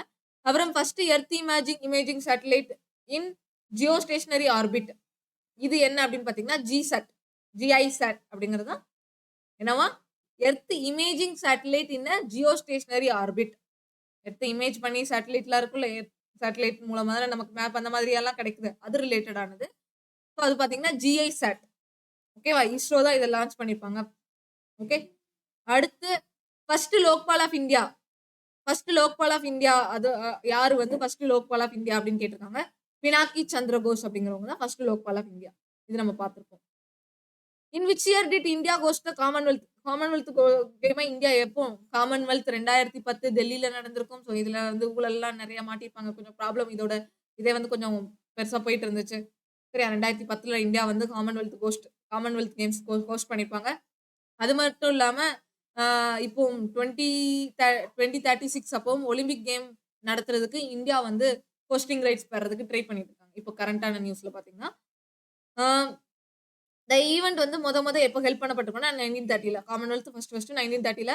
அதுக்கப்புறம் 1942, 46 தவிர அதுக்கப்புறம் 4 வருஷத்துக்கு ஒருக்கா இது நடந்துட்டு தான் இருக்கு காமன்வெல்த் பாத்தீங்கன்னா. ஓகே. அண்ட் ஃபர்ஸ்ட் ஹைகோர்ட் வந்து எப்போ எஸ்டாப்ளிஷ் பண்ணப்பட்டதுன்னு கேக்குறாங்க. விச் ஆஃப் த ஃபாலோயிங் இந்த பிளேஸ்ல எஸ்டாப்ளிஷ் பண்ணப்பட்டதுன்னு கேக்குறாங்க. கல்கத்தால தான் ஃபர்ஸ்ட் ஹைகோர்ட். அதே மாதிரி கல்கத்தால தான் சுப்ரீம் கோர்ட் ஃபர்ஸ்ட் வந்திருக்கும். 1862ல தான் ஃபர்ஸ்ட் ஹைகோர்ட் வந்திருக்கும். அதுக்கப்புறம் சன்ரைஸ் வந்துட்டு எந்த நாட்டுல ஃபர்ஸ்ட் அப்பியர் ஆகும்னு கேட்டிருக்காங்க. Arunachal Pradesh Dong village. அங்கதான் முத இந்தியால சன் ரைஸ் ஆகக்கூடியது. ஓகேவா? இதுதான் ஈஸ்டர்ன் மோஸ்ட் வில்லேஜாவும் இருக்கும். இந்தியாவோட ஈஸ்டர்ன் எண்ட்ல இருக்கும். அங்கதான் முத சன் ரைஸ் ஆகும். அப்புறம் ஃபர்ஸ்ட் க்ரூட் ஆயில் பைப்லைன் வந்து இந்தியால எங்க கன்ஸ்ட்ரக்ட் பண்ணப்பட்டதுன்னு கேக்குறாங்க. நாகர்கட்டியா, நுண்மாத்தி, பரௌனி பைப்லைன். ஓகேவா? நாகர்கட்டியா, நுண்மாத்தி, பரௌனி. ஸோ 1964, 1962 அந்த இடையில 1962ல இருந்து 64 இதுல பாத்துக்கோங்க year. Then who is the only Indian to have won the United Nations Award in the field of human rights? Human ரைட்ஸ்ல அங்க வந்து ஒன்லி இந்தியன் ஒரு அதுல வந்து அவார்டு வின் பண்றது யாருன்னு பாத்தீங்கன்னா பாபா அண்டேவா. ஓகே. இதெல்லாம் நான் நிறைய கொஸ்டின் இதுல புதுசா பாக்குறேன். நிறைய இது நம்ம ஆல்ரெடி பார்த்ததே தான் வருது. First Asian player to win junior Wimbledon boys single title. Okay. Sports ரிலேட்டடா டிட்டோவா படிச்சு வைக்கணும். யார் எங்கெங்க வின் பண்றாங்க. அது ஏசியனா இருந்தாலும் சரி. அப்புறம் வந்து வேர்ல்டு லெவல்ல வின் பண்றது கட்டாயம் படிச்சுக்கணும். அது எந்த ஒரு சின்ன ஸ்போர்ட்ஸா இருந்தாலும் சரி. ஸ்விம்மிங்கா இருந்தாலும் சரி, டென்னிஸா இருந்தாலும் சரி, ஜூனியரா இருந்தாலும் சரி, சீனியரா இருந்தாலும் சரி, எல்லாமே படிச்சு வைக்கணும். ஸ்போர்ட்ஸ் வரைக்கும். பாத்தீங்களா? ராமநாதன் கிருஷ்ணன். ஓகே. மேபி இது வந்து கரண்ட் அஃபேர்ஸ் கொஸ்டினா இருக்கணும். 2020ல ரிலேட்டடா இருக்குது. ஓகேவா? ஜூனியர் விம்பிள்டன் நடக்குது அதுல. அடுத்து பாத்தீங்கன்னா இந்தியாவோட first chief of defence staff யாருன்னு கேட்டிருக்காங்க. சீஃப் ஆஃப் டிஃபென்ஸ் ஸ்டாஃப் வந்துட்டு முப்படைகளின் தளபதி பிபின் ராவத். இது எல்லாருக்கும் தெரியும். First research station in Antarctica built by government of அண்டார்டிகால கட்டப்பட்ட இந்தியாவோட ரிசர்ச் ஸ்டேஷன் எது அப்படின்னு கேட்டிருக்காங்க. தக்ஷின் கங்கோத்ரி. தக்ஷின் அப்படின்னாலே சவுத்னு அர்த்தம். அண்டார்டிகா நமக்கு கீழே தான் இருக்கும். இந்தியன் ஓஷனுக்கு கீழே அந்த சைடு இருக்குமா சவுத்ல. ஸோ அதோட பேர் பாத்தீங்கன்னா அங்க நம்ம இந்தியாவில ரிசர்ச் சென்டர் அதோட பேர் பாத்தீங்கன்னா தக்ஷின் கங்கோத்ரி 1983லே லான்ச் அதை வந்து எஸ்டாப்ளிஷ் பண்ணிருக்காங்க. ஓகேவா? அப்புறம் first backward classes commission of India வந்து எப்போ ஹெட் பண்ணப்பட்டது? யாரால ஹெட் பண்ணப்பட்டதுன்னு கேட்டிருக்காங்க. காக்கா கலேர்கர். ஓகேவா? காக்கா கலேர்கர் இவர் தான் அதோட ஹெட். ஓகேவா? ஃபர்ஸ்ட் பேக்வர்ட் கமிஷனோட ஹெட். அப்புறம் மவுண்ட் எவரெஸ்ட கிளிம் பண்ண ஃபர்ஸ்ட் ஃபீமேல் அம்புட்டி. கை கால்கள் இல்லாம அந்த மாதிரி அம்புட்டினா கை கால்கள் இழந்தவர்கள் அப்படின்னு சொல்லி. யாரு? அருணிமா சின்ஹா. இது நான் ஆல்ரெடி உங்களுக்கு பிக்சர் வச்சு எக்ஸ்பிளைன் பண்ணிருப்பேன். உமன்ஸ் வச்சுதான் அதிகம் கேக்குறாங்க பாத்தீங்களா? அடுத்து பாத்தீங்கன்னா on which lake is the world's only floating post office சிட்வேட்னு கேட்டிருக்காங்க. டால் லேக்ல தான் உலகத்திலேயே ஒரே ஒரு போஸ்ட் ஆஃபீஸ் இருக்கக்கூடியது, சிட்வேட் ஆயிருக்கக்கூடியது. அதுவும் லேக்ல ஃப்ளாட்டிங்கா. ஓகே. ரொம்ப முக்கியமான ஒண்ணு. கரண்ட் அஃபேர்ஸ் ரிலேட்டடா இது படிச்சிருப்போம். ஸ்ரீநகர்ல தான் இருக்கு. ஸ்ரீநகர்ல இருக்கக்கூடிய டால் லேக்ல தான் இருக்கு. ஸோ இதோட ப்ரீவியஸ் கொஸ்டின்ஸ் முடிச்சிட்டோம். 800 கொஸ்டின்ஸா 732 கிட்டத்தட்ட 70 பிளஸ் கொஸ்டின்ஸ் பார்த்திருக்கோம். இதுல உங்களுக்கு ஐடியா கிடைச்சிருக்கும். First in India and first in world எந்த மாதிரியான கொஸ்டின்ஸ் கேட்டிருக்காங்கங்கிறது. இதுல நீங்க எந்தெந்த ஃபீல்டுக்குள்ளது கண்டிப்பா படிச்சாகணுங்கிறது உங்களுக்கு ஒரு ஐடியா கிடைச்சிருக்கும். ஸோ இதுக்கப்புறம் ஜஸ்ட் அந்த இத மட்டும் ஜஸ்ட் பார்த்துட்டு முடிச்சுக்கலாம். ஓகேவா? இதோட முடிச்சுக்கலாம். ஃபர்ஸ்ட் பார்த்தீங்கன்னா, ஃபர்ஸ்ட் நேஷனல் இன்கம் கால்குலேஷன் இந்தியாவோட ஃபர்ஸ்ட் நேஷனல் இன்கம் கால்குலேஷன் எப்போ கால்குலேஷன் பண்ணப்பட்டது? அன்அஃபிஷியலான்னு பார்த்தீங்கன்னா, தாதாபாய் நௌரோஜியால 1867 to 1868 இப்போ பெர் கேபிட்டா இன்கம் வந்துட்டு ₹20 சொல்லியிருப்பாங்க. அப்புறம் ஃபர்ஸ்ட் நேஷனல் இன்கம் கால்குலேஷன் அபிஷியலா 1949ல தான் கால்குலேட் பண்ணப்பட்டிருக்கும். இது யாரோட தலைமையிலனா பிசி மெகலனோபிஸ் அப்படிங்கிற அவங்களோட தலைமையில தான் நடந்திருக்கும். இதப்போ வந்துட்டு நேஷனல் இன்கம் ஆஃப் இந்தியா வந்துட்டு 8710 crore, பெர் கேபிட்டா இன்கம் வந்துட்டு 225. அப்புறம் ஃபர்ஸ்ட் சென்சஸ் அன்அபிஷியலா 1872 லார்டு மயோ தலைமையில நடந்திருக்கும். ஃபர்ஸ்ட் சென்சஸ் அபிஷியலா 1881ல டபிள்யூசி ப்ளோடன் அப்படிங்கிறவங்க அவங்க மூலமா நடந்திருக்கும். அண்ட் சென்சஸ் வந்துட்டு ஒவ்வொரு 10 வருஷமும் நடந்துட்டு இருக்கு. இந்த வருஷம் 1881ல இருந்து இப்போ வரைக்கும் 2011 வரைக்கும் 10 வருஷத்துக்கு ஒருக்கா நடந்துட்டு இருக்கு. அப்புறம் ஃபர்ஸ்ட் சேட்டலைட் வந்துட்டு ஆரியப்பட்டா. ஓகே, ஆரியப்பட்டா அது எங்கெங்க லான்ச் பண்ணாங்க, எந்த சைட்ல இருந்து எந்த லான்ச் ஸ்டேஷன்ல இருந்து லான்ச் பண்ணப்பட்டாங்கன்னு சொல்லி கொடுத்துருக்காங்க. இந்தியாவும் ரஷ்யாவும் சேர்ந்து தான் லான்ச் பண்ணிருப்பாங்க ஆரியப்பட்டா அப்படிங்கிறது. அப்புறம் இந்தியாவோட ஃபர்ஸ்ட் லூனார் மிஷன் சந்திராயன் 1 2008ல லான்ச் பண்ணப்பட்டிருக்கும். எந்த வெஹிக்கல் மூலமா? பிஎஸ்எல்வி மூலமா. சதீஷ் தவான் ஸ்ரீஹரிகோட்டால இருந்து சதீஷ் தவான் ஸ்பேஸ் சென்டர் ஸ்ரீஹரிகோட்டால. ஃபர்ஸ்ட் சோலார் மிஷன் வந்துட்டு ஆதித்யா L1 இப்பதான் லாஸ்ட் இயர் 2023ல தான் வந்துட்டு லான்ச் பண்ணப்பட்டிருக்கும். சரியா? 22 கிடையாது, 2023ல தான் லான்ச் பண்ணப்பட்டிருக்கும். சரியா? ஓகே, இஸ்ரோனால லான்ச் பண்ணப்பட்டிருக்கும். மல்டி பர்பஸ் சேட்டலைட் வந்து இந்தியா முத எப்போ லான்ச் பண்ணிருப்பாங்கன்னா இன்சாட் 2A அப்படிங்கிற ஒரு சேட்டலைட் தான் லான்ச் பண்ணிருப்பாங்க. இது வந்து மல்டி பர்பஸ். இது பிரெஞ்சுல இருந்து லான்ச் பண்ணிருப்பாங்க, பிரெஞ்சு கூட சேர்ந்து. ஃபர்ஸ்ட் எஜுகேஷனல் சேட்டலைட் வந்து எடுசாட் ஜிசாட் 3 அப்படிங்கிற இது வந்து எங்கன்னா ஸ்ரீஹரிகோட்டா 2004ல லான்ச் பண்ணிருக்காங்க. ஓகே, இது சேட்டலைட் ரிலேட்டடா. இன்சாட் அப்படின்னா இந்தியன் நேஷனல் சேட்டலைட். அப்புறம் ஜிசாட் அப்படின்னா ஜியோ ஸ்டேஷனரி சேட்டலைட். உங்களுக்கு எக்ஸாம்ல கூட கேட்கலாம். ஃபர்ஸ்ட் சைலண்ட் மூவி எதுன்னு பாத்தீங்கன்னா ராஜா ஹரிஷ்சந்திரா அப்படிங்கிற மூவி தான் ஃபர்ஸ்ட் சைலண்ட் மூவி. இது வந்துட்டு யாரால டைரக்ட் பண்ணப்பட்டிருக்கும் அப்படின்னா தாதா சாஹப் பால்கே இவரோட பேர்ல தானே அவார்டும் கொடுக்குறாங்க. ஸோ தெரிஞ்சுக்கோங்க. டாக்கி மூவி அப்படின்னு பாத்தீங்கன்னா அலம் அரா அப்படிங்கிறது தான் பேசப்பட்ட மூவியா சொல்றாங்க. அப்புறம் ஃபர்ஸ்ட் கலர்டு மூவி வந்துட்டு கிஷான் கன்யா அப்படிங்கிறது. இதோட டைரக்டரும் இந்த அலம் அராவோட டைரக்டரும் ஒண்ணுதான். அதேஷர் இரானி அப்படிங்கிறவங்க பேர் பார்த்துக்கோங்க. ஃபர்ஸ்ட் 3D ஃபிலிம் வந்துட்டு மைடியர் குட்டி சத்தன் மலையாளம் படம். ஸோ ஜிஜோ புன்னோஸ் அப்படிங்கிறவங்க தான் இதை டைரக்ட் பண்ணிருப்பாங்க. சோட்டா சேட்டன் அப்படிங்கிறது ஹிந்தியில டப் பண்ணப்பட்டது. ஃபர்ஸ்ட் இந்தியாவோட நேஷனல் பார்க் எதுன்னு பாத்தீங்கன்னா ஹெய்லி நேஷனல் பார்க் 1936ல தான் எஸ்டாப்ளிஷ் பண்ணப்பட்டிருக்கும். இதை வந்து ஜிம் கார்பெட் நேஷனல் பார்க்னு இப்போ மாத்தி வச்சிருக்காங்க. Hailey, Jim Corbett 2 3. Marine wild life sanctuary வந்துட்டு எதுன்னு பாத்தீங்கன்னா gulf of Kutch. Okay, marine கடல் ரிலேட்டடா இருக்கும். மரைன் நேஷனல் பார்க் எதுன்னு பாத்தீங்கன்னா கல்ஃப் ஆஃப் கட்ச் தான். மரைன் நேஷனல் பார்க்கும் சரி, மரைன் வைல்ட் லைஃப் சாங்சுரியும் கல்ஃப் ஆஃப் கட்ச் தான். Biosphere reserve first biosphere reserve நம்ம Nilgiri biosphere reserve. Okay, first passenger train வந்துட்டு பாம்பே போரிபந்தர் ஸ்டேஷன், தானேல இருக்கக்கூடிய போரிபந்தர் ஸ்டேஷன் தான் ஃபர்ஸ்ட் பேசஞ்சர் ட்ரெயின். அங்கதான் அந்த தானேல இருந்து தான் இயக்கப்பட்டிருக்கும் first train. Hospital on wheels hospital கொண்டு வர அது வந்துட்டு எப்போ பாத்தீங்கன்னா 1991ல ரன் பண்ணப்பட்டிருக்கும். சரியா? இந்தியன் ரயில்வேயோட ஒரு இனிஷியேட்டிவ் இது. ஹெல்த் மினிஸ்ட்ரி இவங்க எல்லாம் சேர்ந்து இனிஷியேட் பண்ணிருப்பாங்க. ஃபர்ஸ்ட் 6 லேன் வைடு எக்ஸ்பிரஸ் வே 6 லேன் இருக்கக்கூடிய வைடு பெரிய எக்ஸ்பிரஸ் லேன் வந்து மும்பை டு புனே தான் போடப்பட்டிருக்கும். 8 லேன் இருக்கக்கூடியது டெல்லி டு நொய்டா. ஓகேவா? அப்புறம் இண்டிஜினியஸ் சப்மரைன் வந்துட்டு ஐஎன்எஸ் கல்வாரி சப்மரைன் ரிலேட்டடாவும் கேட்க வாய்ப்பு இருக்கு. இண்டிஜினியஸ் ஏர்கிராஃப்ட் கேரியர் வந்துட்டு விக்ராந்த். இது ரெண்டுமே இண்டிஜினியஸ் யார் சொல்றாங்கன்னா அது முழுக்க இந்தியாலேயே தயாரிக்கப்பட்டது. அதுதான் இண்டிஜினியஸ் சொல்லுவாங்க. அப்புறம் யுனெஸ்கோ வேர்ல்டு ஹெரிடேஜ் சைட்டை இதெல்லாம் பாருங்க. முத அறிவிக்கப்பட்டது வந்துட்டு ஆக்ரா போர்ட், தாஜ்மஹால், எல்லோரா கேவ்ஸ், அப்புறம் அஜெண்டா கேவ்ஸ் எல்லாம் ஃபர்ஸ்ட் முத 1983ல தான் இந்தியாவில அறிவிச்சிருப்பாங்க. இந்தியாவோட யுனெஸ்கோ ஹெரிடேஜ் சைட்ஸ். அப்போ 4 சைட்ஸ் அறிவிச்சிருக்காங்க. ஃபர்ஸ்ட் போஸ்ட் ஆஃபீஸ் வந்துட்டு கல்கத்தால தான் ஓபன் பண்ணிப்பாங்க. ஃபர்ஸ்ட் கைகோட்டும் கல்கத்தா தான். அப்புறம் ஃபர்ஸ்ட் பஞ்சாயத்து வந்துட்டு நாகூர், ராஜஸ்தான். இத பத்தி பாலிட்டில நீங்க படிப்பீங்க. பாலிட்டில முத வந்துட்டு நம்ம நேரு அவர்கள் வந்துட்டு நாகூர் அப்படிங்கிற பிளேஸ்ல தான் முத பஞ்சாயத்தா அறிவிச்சிருப்பாரு. ஓகேவா? அதுக்கு முன்னாடி 1959ல கான்ஸ்டிடியூஷன் வரும்போது பஞ்சாயத்து கிடையாது. அதை வந்து டிபிஎஸ்பி மூலமா தான் அமெண்ட் பண்ணி 1959ல ராஜஸ்தான்ல ஒரு பஞ்சாயத்தை கிரியேட் பண்ணிருப்பாங்க, நாகூர் அப்படிங்கிறது. அதுக்கப்புறம் ஃபர்ஸ்ட் லோக் ஆயுக்தா அப்படிங்கிறது Maharashtra. First atomic reactor Apsara Baba atomic research சென்டர்ல தான் அவங்க தான் வந்து இந்த அப்சரா அப்படிங்கிற ரியாக்டரை ப்ரொடியூஸ் பண்ணியிருப்பாங்க. அப்புறம் first atomic power station Tarapur power station. இங்க தான் இந்த அப்சரா அப்படிங்கிற நியூக்ளியர் ரியாக்டர் ப்ரொடியூஸ் பண்ணுவாங்க. ஓகேவா? ஸோ இதை தெரிஞ்சுக்கோங்க. 1969 தான் முத ஒரு அட்டாமிக் நியூக்ளியர் பவர் ஸ்டேஷனை கிரியேட் பண்ணிருப்பாங்க. ஃபர்ஸ்ட் டேம் வந்துட்டு கல்லணை டேம். நமக்கு தெரியும் 2000 வருஷம் பழமையான கல்லணை டேம். இதை வந்து கிராண்ட் அணைக்கட் அப்படின்னு சொல்றாங்க. காவேரி ரிவர்ல இருக்கு. First news paper Hicky Bengal gazette அப்படின்னு சொல்லிட்டு ஒரு ப்ரீவியஸ் கொஸ்டின்ல பார்த்தோமா? ஹிக்கேஸ் பெங்கால் ஹிக்கே அப்படிங்கிறவர் தான் அதை பெங்கால் கெசட் அப்படிங்கிற ஒரு நியூஸ் பேப்பரை ரிலீஸ் பண்ணியிருப்பாங்க. ஃபர்ஸ்ட் கிளாசிக்கல் லாங்குவேஜ் தமிழ் தான் 2004 டிக்ளேர் பண்ணப்பட்டிருப்பாங்க.